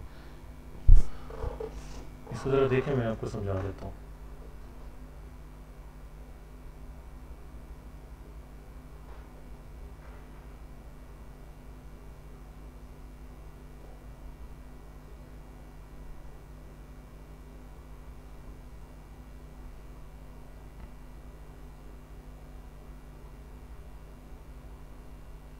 पहले तो मैं इसका 1 मिनट स्क्रीनशॉट ले लूँ ताकि मैं ग्रुप में शेयर कर दूँ, चीज़ सेव हो जाए, फिर मैं आपको इसका बता देता हूँ, समझा देता हूँ कि ये कैसे शॉर्ट क्वेश्चन ये इस टाइप की चीज़ें हैं।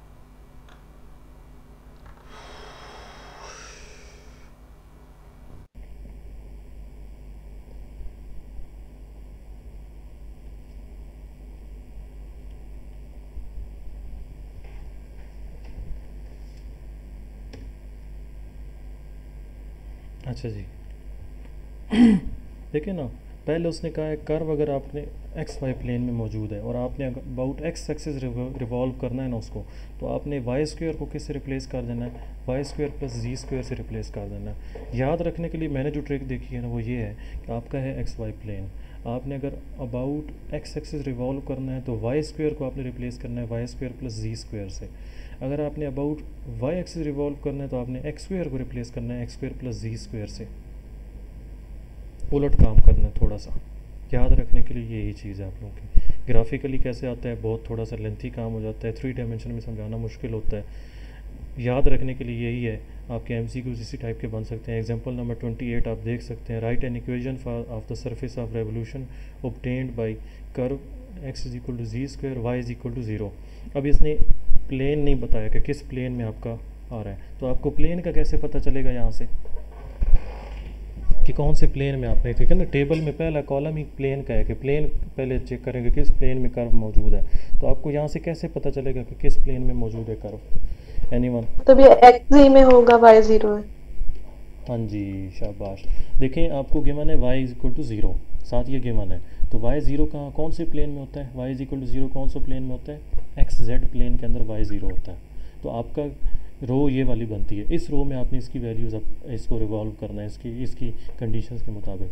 तो ए पार्ट उसने कहा अबाउट एक्स एक्सिस रिवॉल्व करना है, जब आपने अबाउट एक्स एक्सिस रिवॉल्व करना है तो आपने जी स्क्वायर को क्या पुट करना है, जी square plus y square put करना है। तो वो देखें उसने जस्ट इसी इक्वेशन के अंदर जी स्क्वायर को एक्स वाई स्क्वायर प्लस जी स्क्वायर पुट कर लिया, रिक्वायर्ड इक्वेशन आ गई। ये एमसीक्यूज बहुत इंपॉर्टेंट है इस लिहाज से। आगे उसने कहा अबाउट जी एक्सिस आपने रिवॉल्व करना है, जब आपने अबाउट जी एक्सिस रिवॉल्व करना है, प्लेन आपका वही है एक्स जेड, तो आपने क्या करना है, एक्स स्क्वायर को रिप्लेस कर देना है x square plus y square से। तो लेफ्ट साइड पे एक्स है, उसको आप पहले तो स्क्वायर लेंगे, स्क्वायर लेने के बाद उसको आप रिप्लेस कर देंगे x square plus y square से, आपका ये फाइनली आ गया। इसके 5-6 क्वेश्चन हैं। जो पहले क्वेश्चन है क्वेश्चन 88.9 के जो पहले 5 क्वेश्चन ज़रा गौर से देखें, यही क्वेश्चन है। अगर आप बीएससी यूनिवर्सिटी के पेपर की तैयारी कर रहे हैं तो आप नहीं करेंगे ये क्वेश्चन, लेकिन आप पीपीएससी के लिए ये करेंगे।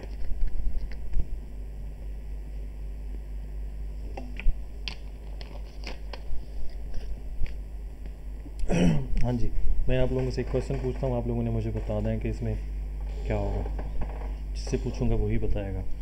क्वेश्चन नंबर 4 में आपका प्लेन क्या है, और से देख लें। क्वेश्चन नंबर 4 में आपका प्लेन क्या है, सोच लें, फिर मैं पूछता हूँ आप लोगों से। देख लिया साहब ने? अब जी सर। हमारा क्या है प्लेन क्वेश्चन नंबर 4 में?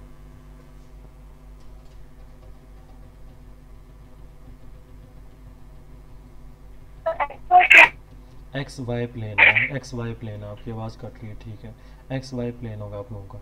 और एक बार आपने एक्स एक्सिस के अबाउट रिवॉल्व करना है, दूसरी बार वाई एक्सिस के अबाउट रिवॉल्व करना है। जब आपने एक्स एक्सिस के अबाउट रिवॉल्व करना है तो किसकी वैल्यू पुट करनी है, वाई स्क्वायर को क्या पुट करना है, वाई स्क्वायर प्लस जी स्क्वायर पुट करना है। तो उसके लिए आपको क्या करना होगा, पहले इसका दोनों साइड्स पे स्क्वायर करना होगा ताकि वाई स्क्वायर आपको मिल सके। अब वाई एक साइड पे एलिमिनेट कर लेंगे और फिर वाई स्क्वायर कर देंगे दोनों साइड से, तो आप फिर वैल्यू उसकी पुट कर सकते हैं वाई स्क्वायर प्लस जी स्क्वायर। सो ये 5 पार्ट्स ज़रूर देख लें, ज़रूर देख लें इसके।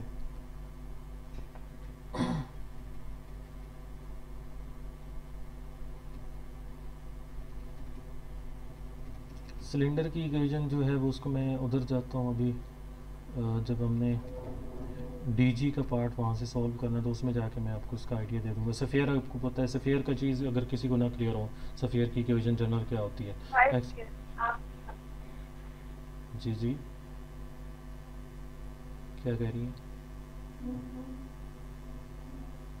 अच्छा जी, x minus a square plus y minus b square minus plus z minus c square is equal to r square. R उस स्फीयर का रेडियस होता है, ए बी सी जो है उसके सेंटर होते हैं, ठीक है।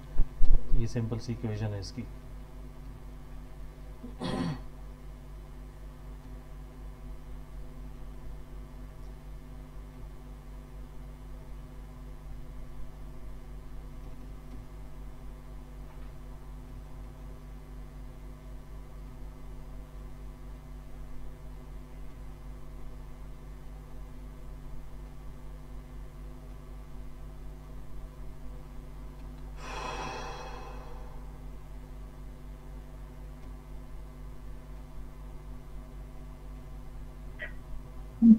टेस्ट की टाइमिंग 8 बजे है या 9 बजे? मैंने 9 बजे सेंड किया ना। 9 बजे तो क्लास एंड होगी ना तो कॉलेज में। 7 से 9 होती है। अच्छा जी, 8:30 एंड हो जाएगी। चलें आप लोगों को आधा घंटा फिर मिल जाएगा, ठीक है। फंक्शन सेवरेबिलिटी, अगर हम थॉमस पे जाते हैं, थॉमस में कुछ चीज़ें थी जिसमें हम स्टॉप किया था लास्ट टाइम। उसमें डीजी का काफ़ी पोर्शन अब आ रहा है। जी ब्रेक तो नहीं चाहिए, कंटिन्यू करूँ मैं? कंटिन्यू करें। सही है। अच्छा जी, इसमें हमने ब्रेक लगाया था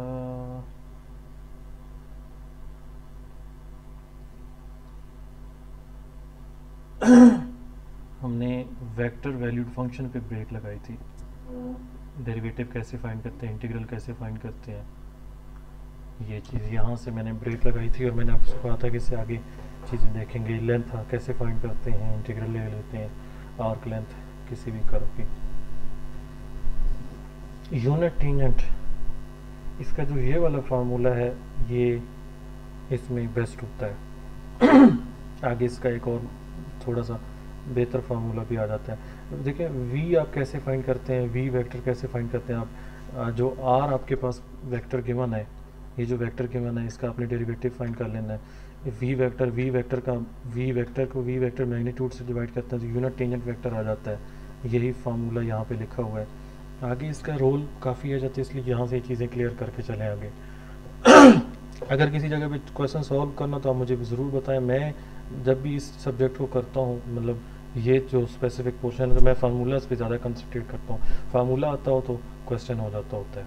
मेरा यही मतलब मानना है इस सब्जेक्ट में। मतलब ये जो डीजी वाला स्पेसिफिक पोर्शन है ना, वेक्टर्स और डीजी वाला पोर्शन है, तो इसमें मेरा ये मानना है कि अगर मैं फार्मूलाज याद कर लूँ तो मेरा काफ़ी हद तक पोर्शन ये सॉल्व हो जाता है। तो अगर आपको कहीं पे क्वेश्चन हो कि ये सॉल्व करके दिखाएं तो फिर मैं आपको सॉल्व भी कर दूँगा।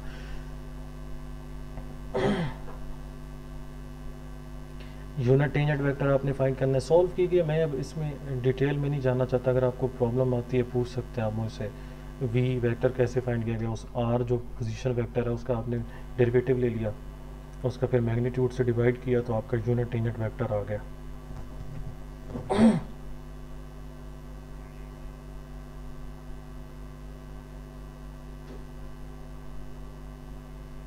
कर्वेचर, कर्वेचर की सिंपल सी डेफिनेशन अगर आप लोग मुझे बताएं, कर्वेचर क्या है?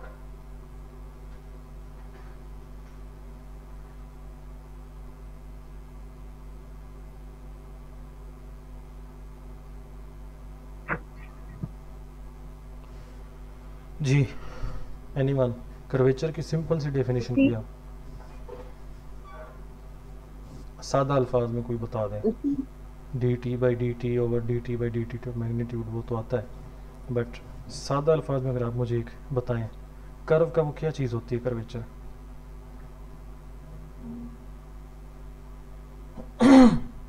जी अक्सा भी वो जिस जब टर्न ले रहा होता है किसी पॉइंट पे, किसी दूसरी डायरेक्शन पे। बिल्कुल सही कहा आपने।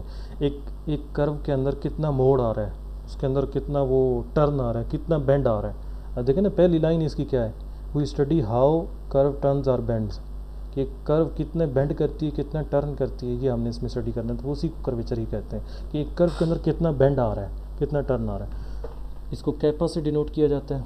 ये फार्मूला ना याद रखें। जैसे लाइन का 0 होता है। हाँ वो आगे ये इसका रिजल्ट आ रहा है, बिल्कुल ठीक कह रही हैं आप। ये देखें, ये फार्मूला याद रखें, कैपा कैपा इसको पढ़ते हैं कर्वेचर का, बहुत इंपॉर्टेंट इसके यहाँ से एमसीक्यूज़ हैं, आगे मैंने डिस्कस भी करने हैं रिजल्ट्स की माने। आप क्या करते हैं, जो यूनिट टेंजेंट मैं आपको पीछे कह रहा था, यूनिट टेंजेंट का फार्मूला याद रख लें, उसी को यहाँ पे कैपा फाइंड करने के लिए यूज़ किया जा रहा है। पहले आपने क्या करना है, आर का डेरिवेटिव फाइंड करना है, आपको वी मिलेगा, वी को वी के मैग्नीट्यूड से डिवाइड करेंगे तो यूनिट टेंजेंट मिलेगा, उसका अगेन आप डेरिवेटिव फाइंड करेंगे तो वो क्या मिलेगा, D t by D T, और उसका मैग्नीट्यूड और उसको वी मैग्नीट्यूड से डिवाइड करेंगे तो आपको क्या मिलेगा, कैपा मिलेगा। ठीक है, और ये बहुत इंपॉर्टेंट एमसीक्यू है, ये रिज़ल्ट याद रख लें।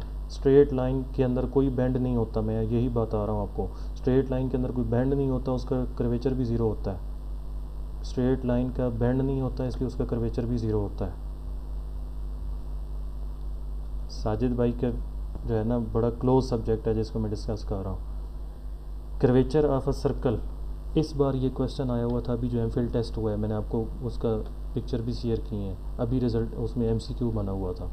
आपको गिवन आ गया था कि एक सर्कल है जिसका रेडियस फर्क करे 9 है, फर्क करे 3 है, और उसमें 3 गिवन था शायद, जहाँ तक मुझे स्टूडेंट्स ने बताया कि सर्कल है उसका रेडियस 3 है, उसका कर्वेचर क्या होगा। तो ये रिज़ल्ट याद रख लें, जिसका रेडियस ए होगा उसका कर्वेचर क्या होगा सर्कल का, 1/a होगा।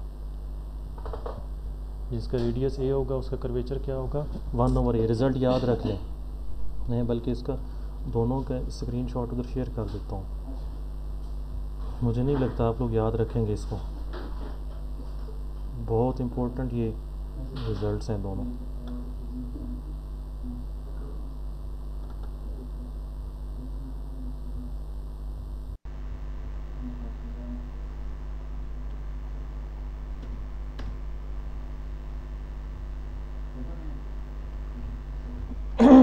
सॉल्व करना है तो आप लोग खुद सॉल्व करके खुद देख सकते हैं, सॉल्व करने का टाइम नहीं है इतना।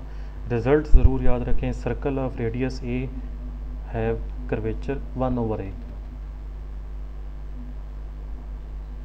डीजी में से जो क्वेश्चन बन सकते हैं उनमें से एक क्वेश्चन ये वाला है, जो ऊपर कर्वेचर वाला मैंने बता दिया आपको, सर्कल का कर्वेचर क्या होता है। एक हेलिक्स का आगे कर्वेचर आएगा, वो भी अभी आपको दिखा देता हूँ। हेलिक्स ये है, आपने नॉर्मल कैसे फाइंड करना है, नॉर्मल वेक्टर कौन सा होता है जी, जो टेंजेंट के नॉर्मल हो जी, जो टेंजेंट के परपेंडिकुलर हो, जो टेंजेंट के परपेंडिकुलर हो। टेंजेंट होता है कर्व के साथ, और उस टेंजेंट जो लाइन जा रही है उसके जो परपेंडिकुलर वेक्टर होता है उसको हम नॉर्मल वेक्टर, और वो फाइंड कैसे करते हैं, ये formula, tangent unit tangent find करके उसको यूनिट टेंजेंट के डेरिवेटिव और उसका डेरिवेटिव के मैग्नीट्यूड से डिवाइड कर लें।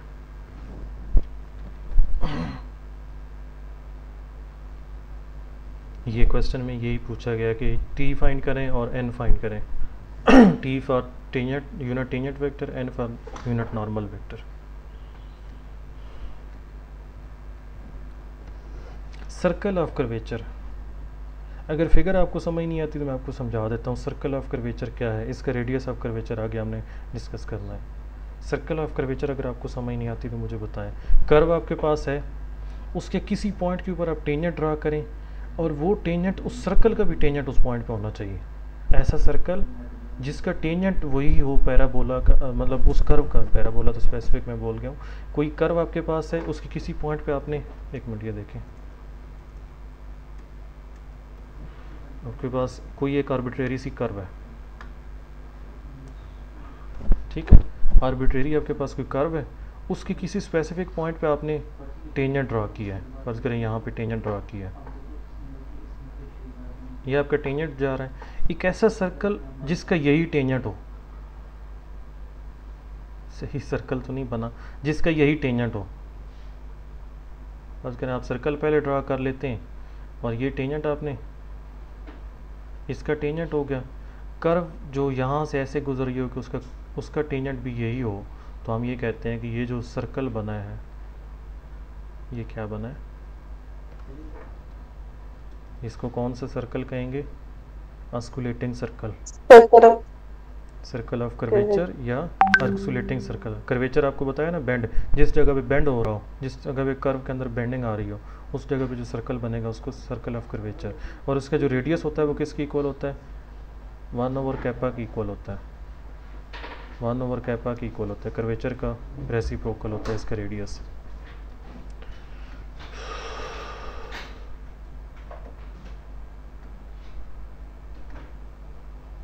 कर्वेचर का फार्मूला, नॉर्मल का फार्मूला, हेलिक्स बहुत इंपॉर्टेंट एग्जांपल है, बहुत इंपॉर्टेंट एग्जांपल है, डीजी की बहुत इंपॉर्टेंट एग्जांपल है। इसका कर्वेचर क्या होगा, हेलिक्स मैंने कल आपको बताया था कि आगे कहीं फिगर आएगी, ये फिगर आ गई है। एक स्ट्रेट लाइन के साथ एक मतलब आप रॉड है उसके साथ आपने स्प्रिंग को बेंड किया हुआ है, बेंड करते जा रहे हैं, बेंड करते जा रहे हैं, बेंड करते जा रहे हैं, ये आपके पास हेलिक्स बनेगी, इस तरह करके हेलिक्स बनती जाएगी। ठीक है जी। इसमें देखें a cos t i plus a sin t, और जो थर्ड कोऑर्डिनेट है जो k कोऑर्डिनेट होता है वो सिंपल एक कांस्टेंट नंबर होता है, मतलब यहाँ पे ट्रिग्नोमेट्रिक फंक्शंस आते हैं और यहाँ पे सिंपल एक पोलिनोमियल टाइप आता है, लीनियर कह सकते हैं आप उसको। इसका कर्वेचर बहुत बहुत इंपॉर्टेंट चीज़ है, आप लोगों को याद रखना होगा, साइन करने की बजाय अगर आप याद रख लें तो वो ज़्यादा आपको बेहतर रहेगा। a cos t plus a sin t plus b t के डीजी के अंदर यही रिज़ल्ट एक मेरे ख्याल में मुझे जहाँ तक कराया गया यही एक रिज़ल्ट मेन करवाया गया था कि हेलिक्स का कर्वेचर क्या होगा, हेलिक्स का कर्वेचर क्या होगा। मैं रिपीट कर रहा हूँ, हेलिक्स का कर्वेचर क्या होगा। अब इसमें उसने आगे केसेस भी डिस्कस किए हैं। We see that increasing b for a fixed a decreases the curvature. B को जब आप इंक्रीज़ करते हैं ऑब्वियसली डिनोमिनेटर इंक्रीज़ कर रहे हैं तो कर्वेचर क्या होगा, डिक्रीज़ होगा। सिमिलरली अगर हम ए को इंक्रीज़ करते हैं उससे भी आपका कर्वेचर क्या होगा, डिक्रीज़ होगा। Stretching a spring strength to strength it, मतलब जब आप स्प्रिंग को क्या कर रहे हैं, स्ट्रेच कर रहे हैं। स्ट्रेच कैसे कर रहे हैं आप, ए और बी जो हैं एक्स और वाई कोऑर्डिनेट को जब आप स्ट्रेच करेंगे तो वो जो स्प्रिंग होगा वो ज़्यादा मजबूत होगा। अच्छा जी उसको छोड़ें, ये आगे इफ़ बी स्ट्रेट लाइन बनेगी ना, इसको स्ट्रेच करेंगे। हाँ अब देखें बी अगर ज़ीरो कर देते हैं तो सर्कल बन जाता है, बी अगर ज़ीरो कर देते हैं तो सर्कल बन, इसका आंसर क्या आ जाता है, 1/a आ जाता है। और अगर ए को ज़ीरो कर देते हैं, फिर अगर ए को ज़ीरो कर देते हैं फिर क्या होगा, क्या चीज़ बनेगी, ग्राफिकली क्या चीज़ बनेगी। इसमें ज़रा ए को ज़ीरो करें, कर्व के अंदर ए को ज़ीरो कर दें, स्ट्रेट लाइन जी एक्सेस बन जाएगा आपका, जी एक्सेस बन जाएगा, एक्स और वाई ज़ीरो हो जाएंगे ना तो जी एक्सेस बन जाएगा। प्रिंसिपल नॉर्मल,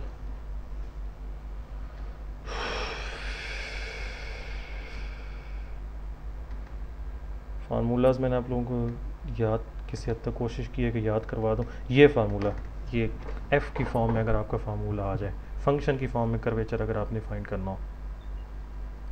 मैंने जब भी एमफिल या पीएचडी के टेस्ट दिए या पीपीएससी के टेस्ट किए मैंने कर्वेचर के फार्मूलाज को रट्टा ही लगाया है, क्योंकि मुझे पता है कि अगर क्वेश्चन आ जाता है तो उसको सॉल्व करना, कैलकुलेशन करना इजी है, बट फार्मूला अगर याद नहीं है तो मसला इसी में आ जाता है।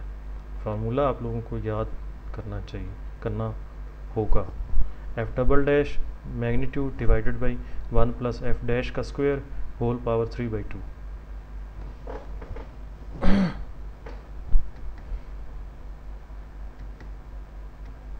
बाई नॉर्मल वेक्टर कौन सा होता है,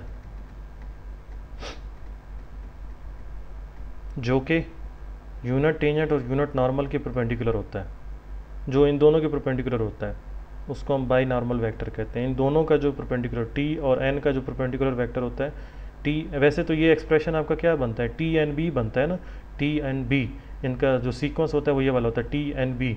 टी क्रॉस एन करते हैं तो बी आता है, अगर पोजीशन चेंज करें तो वो नेगेटिव बी आता है, एन क्रॉस टी करेंगे तो वो माइनस बी आएगा। ये वही सारा रोल प्ले करते हैं जो आई जे के रोल प्ले करते हैं। आई जे के का जो रोल प्ले होता है वो यहाँ पे इनका भी रोल होता है।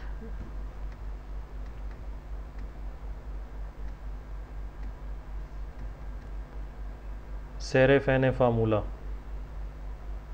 D b by d s is equal to minus tau n. बाकी दोनों फार्मूलाज को याद करवा सकता है मुझे तो बड़ा रट्टा लगा हुआ है, याद है इनकी। सेरे फैने फार्मूलाज, 3 फार्मूलाज में से कोई एक आप मुझे बता दें।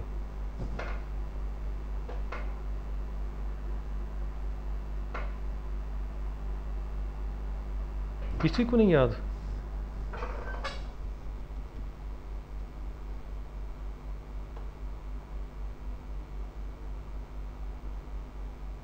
हेलो, सर कौन सा पूछ रहे हैं? सेरे फैने फार्मूला, सेरेट फैने फार्मूला डीजी के।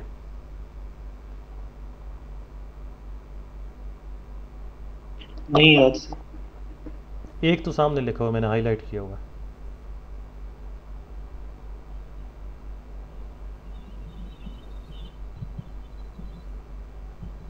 D t by d s kappa N.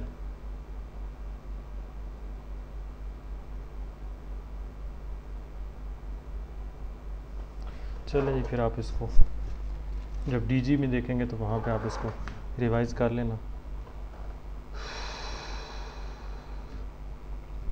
Tangential and normal components, a t is derivative of v का मैग्नीट्यूड और a n is kappa times v magnitude का स्क्वायर। अब इसमें आप लोग सोच रहे होंगे कि इसका क्वेश्चन नहीं, इसका मुश्किल है, बहुत मुश्किल है कि इसका क्वेश्चन आए। ये वेक्टर आपको गिवन है तो इसके नॉर्मल और टेंजेंशियल कंपोनेंट्स फाइंड करें, बट इसका एमसीक्यू आ सकता है। मुझे इसके फार्मूलाज ही भूल जाते हैं, फार्मूला ही याद रखना है इसका। क्वेश्चन तो इसका बनना बहुत मतलब ट्रिवियल सा केस है कि बहुत कोई अजीब किस्म का टीचर हो जो क्वेश्चन बना दे। क्वेश्चन तो नहीं है, बट इसके फार्मूला पूछे जाते हैं कि टेंजेंशियल कंपोनेंट किसके इक्वल होता है और नॉर्मल कंपोनेंट किसके इक्वल होता है, और ये एक्सेलरेशन जो है ये लिखा किसके इक्वल आ जाता है, a t t plus a n n. मुझे यही भूल जाते हैं, इसीलिए मैं इसको स्क्रीनशॉट बना के उधर शेयर भी कर रहा हूँ।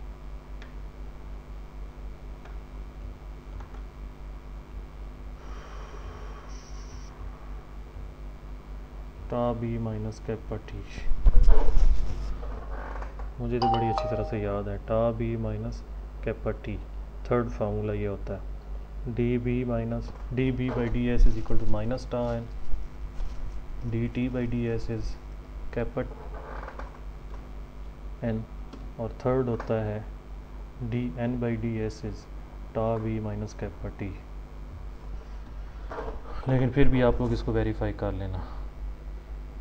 Normal component of acceleration, normal component के एक्सेलरेशन के नॉर्मल कंपोनेंट को फाइंड कर लेंगे। ऑब्वियसली ये देखें इसी से डिराइव होता है ना, देखें ना, आप दोनों साइड से इसका मैग्नीट्यूड ले लें, जो आपका ए वेक्टर एक्सेलरेशन का वेक्टर के मान है, दोनों साइड्स पे मैग्नीट्यूड ले लें। फिर आपने कोई भी एक कंपोनेंट फाइंड करना है तो आप क्या करेंगे, तो एक साइड पे कर लेंगे और उसके रूट ले लेंगे। वहीं से ये फार्मूला डिराइव किया गया, जो फार्मूला नंबर 4 है।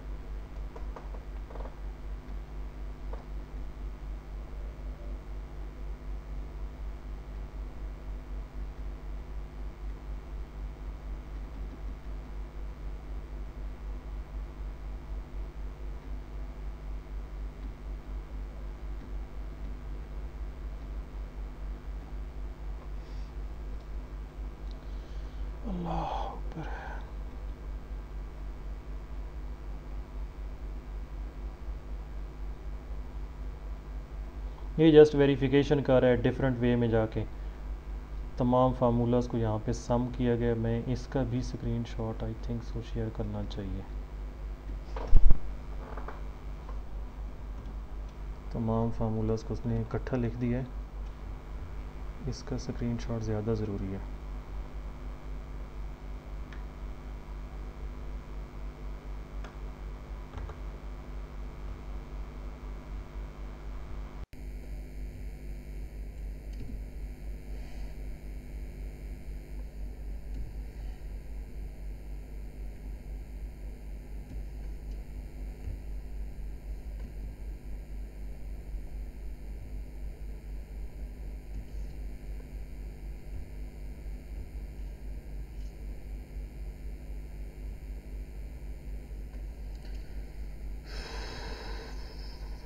एक्सरसाइज में आप लोग खुद के क्वेश्चन देख लेना। प्लेनेटरी मोशन और ये फिज़िक्स के टॉपिक्स हैं, आप देखना चाहें तो खुद देख सकते हैं, मुझे नहीं आते, मैं आपको पहले फिज़िक्स का बता चुका हूँ। और इसके क्वेश्चन भी कम आते हैं। पार्शियल डेरिवेटिव्स मैंने उधर से एक चैप्टर छोड़ दिया था आप लोगों का, फंक्शन ऑफ सेवरल वेरिएबल्स, अब उसको इसके साथ हम देखेंगे। एक्सरसाइज शायद हमने छोड़ी थी, उसको इसके साथ अब हम देखेंगे। फंक्शन ऑफ सेवरल वेरिएबल ये स्टार्टिंग करता है फंक्शन ऑफ टू, एक तो ये सेवरल वेरिएबल की डेफिनेशन दे देता है, डोमेन और रेंज और रियल वैल्यूड फंक्शन अगर आपके पास हो, एन टपल्स उसको डिफाइन किया जाए। ये तो इनपुट वेरिएबल आउटपुट वेरिएबल, वही डेफिनेशन जो सिंपल वन वेरिएबल में हम डेफिनेशन देते हैं, वही डेफिनेशन यहाँ पे यूज़ कर रहा है। डोमेन और रेंज, अब इस केस में आपकी डोमेन जो है वो सम टाइम इस तरह की हो सकती है। ये देखें ना, क्वेश्चन ये हो सकता है कि आपकी ये फंक्शन आपको w is equal to y minus x square का स्क्वायर रूट गिवन है, तो आप इसकी डोमेन बताएं। तो इसमें आपको पता है कि इसका जो स्क्वायर रूट के नीचे है नंबर वो ग्रेटर और इक्वल टू ज़ीरो होना चाहिए, तो वो ग्रेटर है, y minus x square must भी ग्रेटर और इक्वल टू ज़ीरो। इसका मतलब क्या है, वाई इज़ ग्रेटर और इक्वल टू एक्स स्क्वायर। ठीक है जी। अब आगे w देखें, w में क्या आपके पास 1/xy, इसकी domain xy must not be equal to zero. इसमें आपके पास sine x y entire plane, आप कुछ भी इसमें वैल्यू कंसिडर कर सकते हैं, लेकिन इसका आंसर जो है रेंज है वो क्या आ सकती है, -1 to 1 आपके पास एक बॉक्स ही आ सकता है, क्लोज इंटरवल ही आ सकता है। आगे 3 डायमेंशन में चला गया, 3 डायमेंशन में उसने कुछ फंक्शन डिस्कस किए हैं, आप खुद इसमें देख सकते हैं। देखें ये आपको अभी आसान लग रहे होंगे, जब क्वेश्चन वहाँ पे थोड़ा सा घुमा के दे देता है ना, तो प्रॉब्लम वहीं पे आती है। अब ये तो बहुत सीधी सी चीज़ है कि z ग्रेटर देन ज़ीरो, अगर ऑप्शन में हाफ स्पेस लिखी हो तो फिर क्या करेंगे आप लोग, तो चीज़ों को हर लिहाज से देखा करेंगे क्या क्या उसमें बात की जा रही है। इसमें एक तो इंटायर प्लेन लिखा हुआ है, दूसरा इसका ऑप्शन क्या हो सकता है, इसके इक्विवेलेंट कोई ऑप्शन बताएं, इंटायर प्लेन के कॉरेस्पॉन्डिंग कोई और ऑप्शन बताएं, क्या लिखा हो सकता है।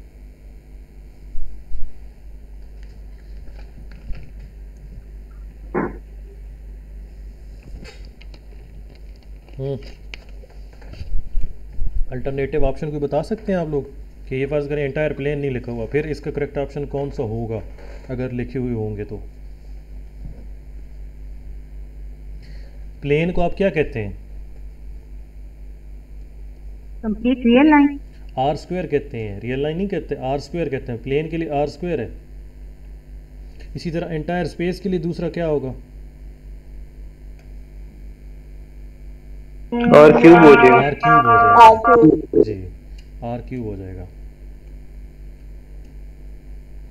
अगर यहाँ पे z ग्रेटर और इक्वल टू ज़ीरो कर दिया जाए तो फिर आपका क्या बनता है यहाँ पे,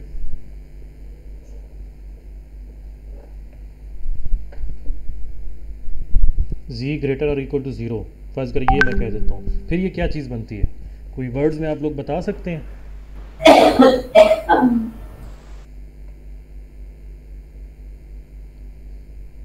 चलें जी, इसके बारे में सोचिएगा फिर, क्योंकि क्वेश्चन चेंज करके थोड़ा सोचा करें ना, क्योंकि इसको क्वेश्चन अगर थोड़ा सा चेंज हो जाए तो फिर क्या इसका बना होगा। बाउंडेड अनबाउंडेड सारी चीज़ें बहुत ट्रिवियल सी हैं, मैं नहीं इसमें डिस्कस कर रहा।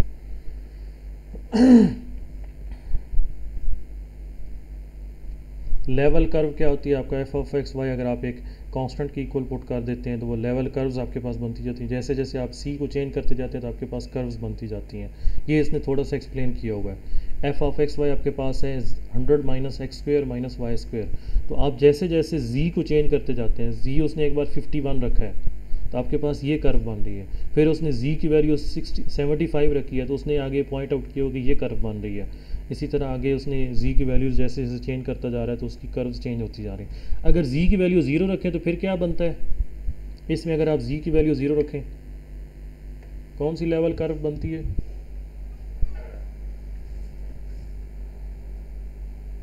ग्राउंड लेवल पे क्या बनता है,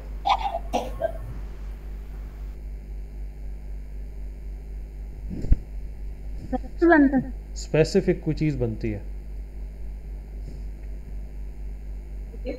तो सर्कल बनता है यहाँ पे। सर्कल ऑफ रेडियस 10 बनता है। यस, गुड, आगे चलते हैं जी। लेवल सरफेस चीज़ देख ली है।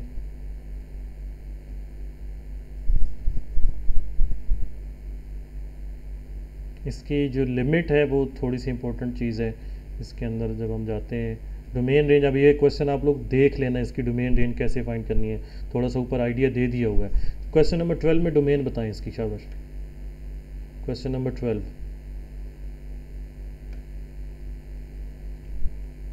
क्वेश्चन नंबर 12 में डोमेन क्या होगी इसकी?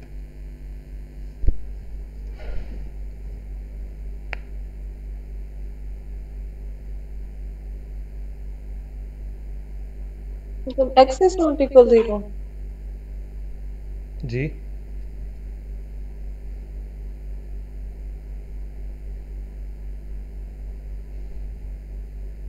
इसकी डोमेन क्या होगी? जरेश दोबारा बोलें। x is not equal 0। वजह, x 0 लेंगे तो क्या होगा? मतलब वो 1/infinity नहीं होता, फिर 1/0। अच्छा ठीक है, कुछ नहीं। तो माइनस इन्फिनिटी से इन्फिनिटी तक होगी। बिल्कुल, इसमें इसकी रियल लाइन होगी, क्योंकि हम देखें ना आर स्क्वेयर होगा, सॉरी रियल लाइन नहीं, आपकी आर स्क्वेयर होगा, इंटायर प्लेन होगा, क्योंकि ये तो इन्फिनिटी पे भी डिफाइन है ना, tan इनवर्स तो Yes. इन्फिनिटी पे भी डिफाइन है, π/2 आंसर दे देता है, नेगेटिव इन्फिनिटी पे भी डिफाइन है, तो इसमें जो कहीं भी प्रॉब्लम नहीं आएगी। जी सर।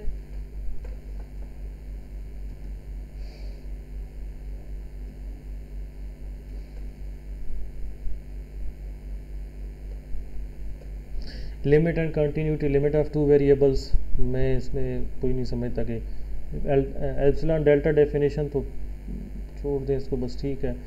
बेसिक ये है कि आपने लिमिट कैसे फाइंड करनी है, वही रूल्स हैं, वही रेगुलेशंस हैं जो दूसरी लिमिट को फाइंड करने के लिए, वन वेरिएबल की फाइंड करने के लिए होते हैं, कि अगर तो अनडिफाइंड फॉर्म आ रही है तो पहले उसकी कोई सिंप्लीफिकेशन करें, अगर अनडिफाइंड फॉर्म नहीं है तो पोलिनोमियल है या कोई इस टाइप की डायरेक्ट चीज़ है तो उसमें डायरेक्ट लिमिट पुट कर लें, तो वही कॉन्सेप्ट्स हैं यहाँ पे। एप्सिलॉन डेल्टा डेफिनेशन हमारे इस लेवल का टॉपिक नहीं है, बाकी प्लस माइनस के रूल्स हैं यहाँ पे। कौन आया है जी?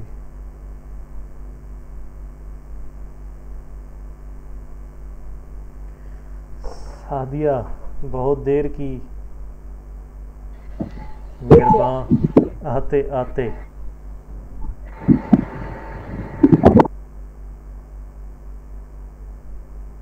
एग्जाम्पल ये देख लें, मैंने इसको डिस्कस करा या आपने इसकी रैशनलाइजेशन कर लेनी तो सॉल्व हो जाता है।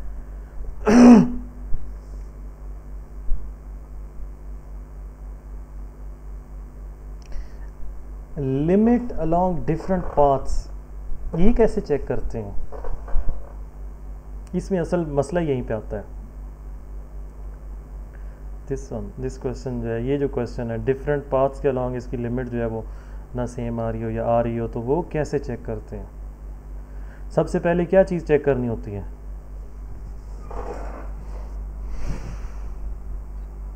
सर क्वेश्चन रिपीट कीजिए, इस बार क्या पूछ रहे हैं? लिमिट हम टू वेरिएबल्स में डिफरेंट पाथ्स के अलोंग चेक कर रहे होते हैं ना, पहले तो उसकी रीज़न बताएं कि हम वन वेरिएबल में डिफरेंट पाथ क्यों नहीं चेक करते, और फिर रीज़न ये बताएं कि ये स्टार्टिंग कहाँ से करनी होती है, कहाँ से हमने स्टार्ट करना होता है, किस पाथ के अलोंग फर्स्ट चेक करना होता है।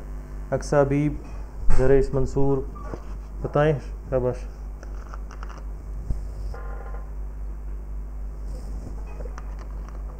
जैसे ये फंक्शन आपको गिवन है, आपने इसकी single point of discontinuity check करनी है, और आप वो ज़ाहिरी बात है 0 0 पे चेक करनी है, बाकियों पे तो मसला नहीं है, 0 0 पे चेक करनी है। तो इसमें जब 0 0 पे लिमिट अप्रोच कराएंगे तो आप एक काम करते होते हैं, आप ये करते होते हैं कि जब आप उसको पहले एक पाथ से चेक करते हैं, फिर दूसरे पाथ से चेक करते हैं, फिर तीसरे पाथ से चेक करते हैं, और फिर आप बताते हैं जी ये लिमिट एग्जिस्ट करेगी या नहीं करेगी। तो वो कहाँ से हमने स्टार्टिंग और क्यों करनी होती है? वन वेरिएबल में ये काम क्यों नहीं करते?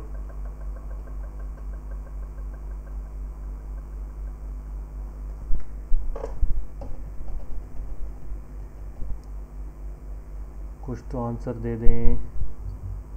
अच्छा सर, हम इस तरह के क्वेश्चन को जो सॉल्व किया जाता है उसमें हम y को mx इक्वल लेट करके और देन उसको सॉल्व करते हैं। बिल्कुल ठीक कहा आपने। स्टार्टिंग हमने कहाँ से करनी होती है कि mx वाली जो लाइंस हैं उनके अलोंग इसका लिमिट क्या आती है। अगर तो वहाँ पे फिक्स्ड लिमिट नहीं आती तो हम यहीं पे स्टॉप कर देते हैं। अगर फिक्स्ड लिमिट आती है तो फिर हम कहाँ चले जाते हैं? हम पैराबोला के अलोंग चले जाते हैं। पैराबोला के लॉन्ग चेक करते हैं, वहाँ पे अगर फिक्स लिमिट आ जाती फिर हम कहाँ चले जाते हैं, सर्कल पे चले जाते हैं। ये ऐसा क्यों करते हैं, ये अब आपने वैसे सोचना है। ये जनरल क्वेश्चन है, ये एमसीक्यू सारी बातें पीपीएससी का तो नहीं है, लेकिन आपका जनरल क्वेश्चन है कि ये ऐसा क्यों करते हैं। वन वेरिएबल में तो हम ये काम नहीं कर रहे होते। तो आपने पहले क्या काम करना है, y is equal to m x आपने पुट करना है। देखें y is equal to m x put करने से आपकी लिमिट क्या आ गई है, आपकी लिमिट आ रही है 2m/1 + m²। आपने एक्स वाई अप्रोच कराना है 0 को, फिर भी आपका क्या रहता है 2m/1 + m² ही रहता है। आप लिमिट अब इसकी ले भी लेते हैं तो फिर भी ये आपका यही रहता है।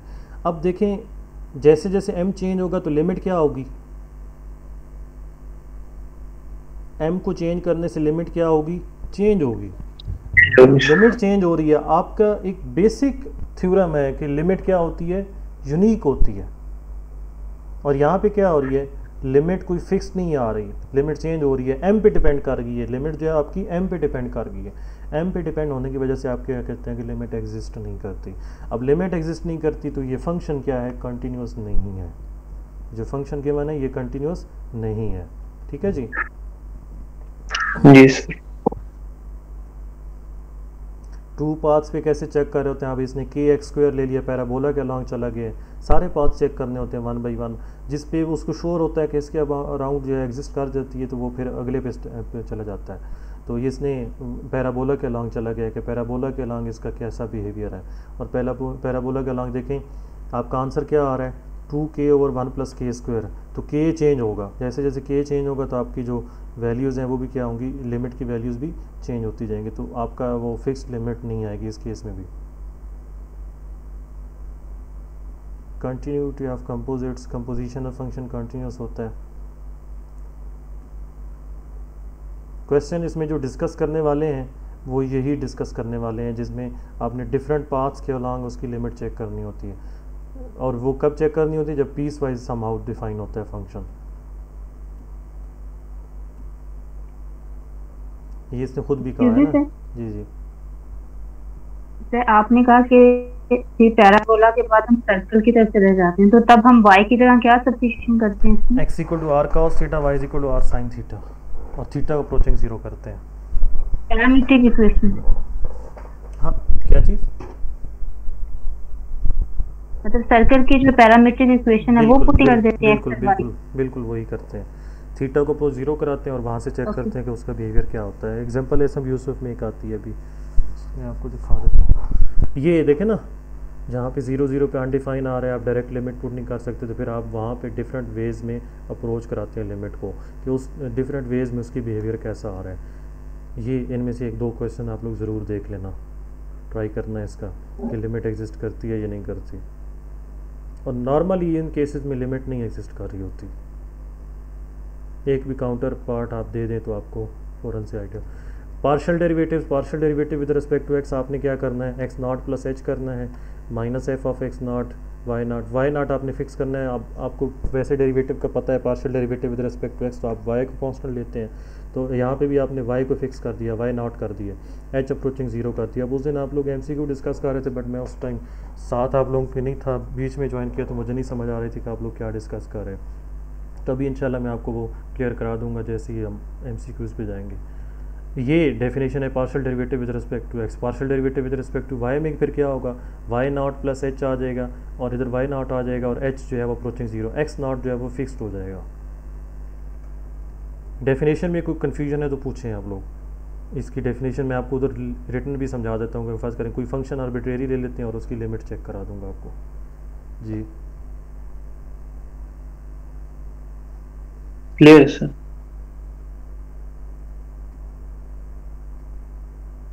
ये partial derivative with respect to y by definition कैसे करना है।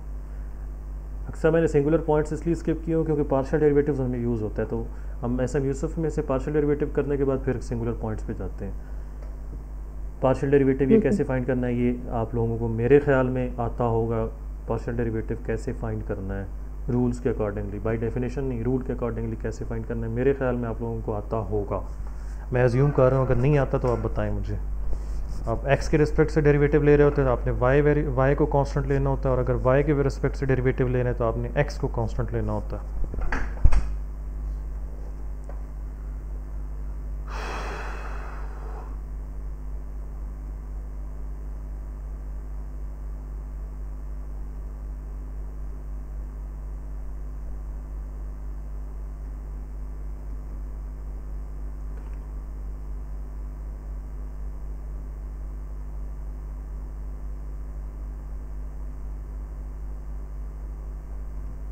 फंक्शन नज़र आ रहा है, स्पेसिफिक टाइप का फंक्शन है। X y is non zero then zero, x y is equal to zero then answer is 1।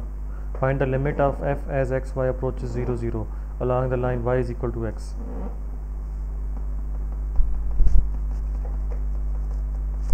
Limit उसने चेक की है। हाँ जी, क्या कर रहे हो वो, लिमिट को चेक करें ज़रा।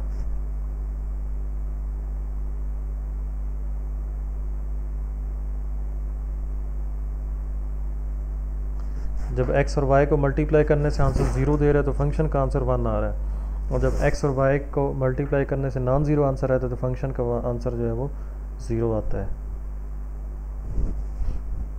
मतलब ये है, साथ ग्राफ भी समझ आ रहा है आप लोगों को तो देख लें, नहीं समझ आ रहा तो मैं आपको थोड़ा सा उसका भी बता देता हूँ कि फंक्शन किस टाइप का है।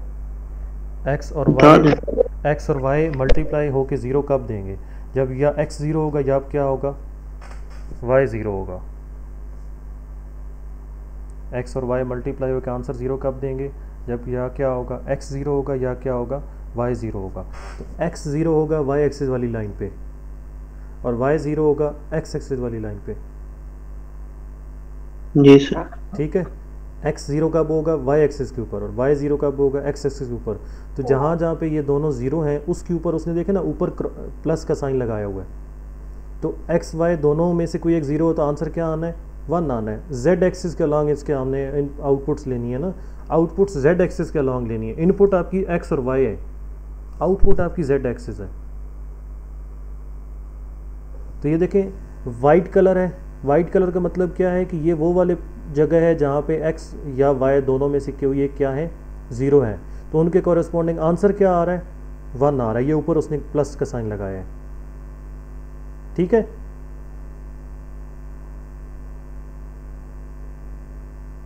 नई चीज़ क्लियर हुई।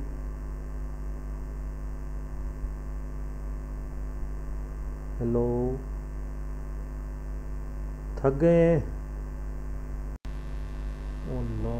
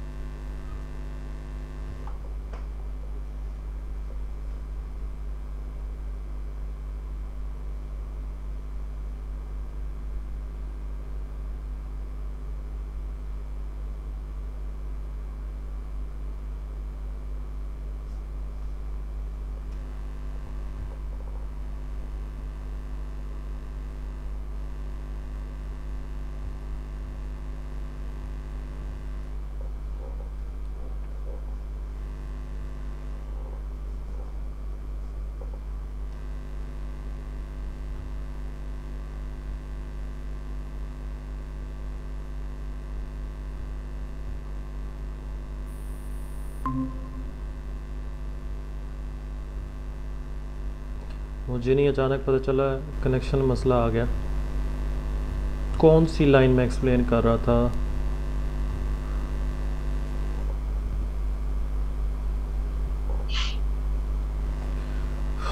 अब इसको ना एक्स वाई जी कोऑर्डिनेट जब भी मैं समझाना चाहता हूँ, मैं कहता हूँ स्टूडेंट्स को कि आप लोग अपने जिस रूम में बैठे हैं ना उसको कंसिडर कर लें। उसका जो फर्श है ना वो आपका क्या है, एक्स वाई प्लेन है, और उसकी जो एक कोने में ऊपर लाइन जा रही है ना ये जेड एक्सिस है आपका। आवाज़ आ रही है मेरी? हेलो, हाँ जी, मेरी बात क्लियर हुई है? मैं किस तरह से एग्जांपल दे रहा हूँ, एग्जांपल मेरी समझ आ रही है? आप जिस रूम में बैठे हैं उसका आप जो फर्श है उसको आप क्या कंसिडर कर लें, एक्स वाई प्लेन कंसिडर कर लें, और जो उसकी एक कोने में ऊपर से लाइन जा रही है ये क्या है आपका, जेड एक्सिस है। अब जब आप अब इसी चीज़ को आप साथ माइंड में रखें और इस चीज़ को आप समझें। ये जो नीचे ब्लू कलर का है ना, मैं कलर ब्लाइंड हूँ थोड़ा, तो हो सकता है कोई और कलर हो, मैं ब्लू ही इसको समझ रहा हूँ। जो नीचे शेड किया गया है ना ये आपका क्या है, एक्स वाई प्लेन वाली पूरा पोर्शन है। इसमें जो वाइट वाली ये 4 लाइंस जा रही हैं ये कौन सी हैं, ये वाई एक्सिस है ये वाला, और ये क्या है, एक्स एक्सिस है। अब उसने कहा है कि एक्स और वाई में से दोनों में से कोई एक 0 होगा तो आंसर क्या आना है, 1 आना है। तो आपने क्या करना है, जेड एक्सिस के ऊपर जंप ले लेना है। जेड एक्सिस के ऊपर कहाँ पे आंसर आना है, 1 पे आंसर आना है। जब एक्स और वाई दोनों नॉन ज़ीरो होंगे, दोनों में से कोई एक नॉन ज़ीरो होगा तो आपका दोनों नॉन ज़ीरो होंगे तो कहाँ पे चले जाएंगे, अब फर्श के ऊपर ही होंगे, ठीक है, मतलब बाकी तमाम पॉइंट्स आ जाएंगे। उसके कॉरेस्पॉन्डिंग जेड का आंसर क्या है, 0 है, तो आपका आंसर कहाँ पे रहेगा, जेड एक्स वाई प्लेन के अंदर ही रहेगा, वो ऊपर नहीं जाएगा। मेरी बात क्लियर हुई है? जी सर। पार्शियल डेरिवेटिव आगे उसने फाइंड किया हुआ है। मुझे लगता है आप लोग काफ़ी थक गए हैं, 2 घंटे बहुत ढीले से आवाज़ आ रही है, और 1-2 की तो आवाज़ भी नहीं आ रही है जी।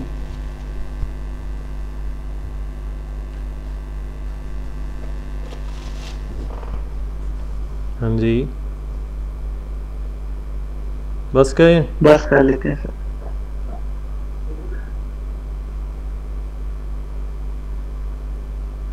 जी सर। अक्सा आप क्या कहती हैं?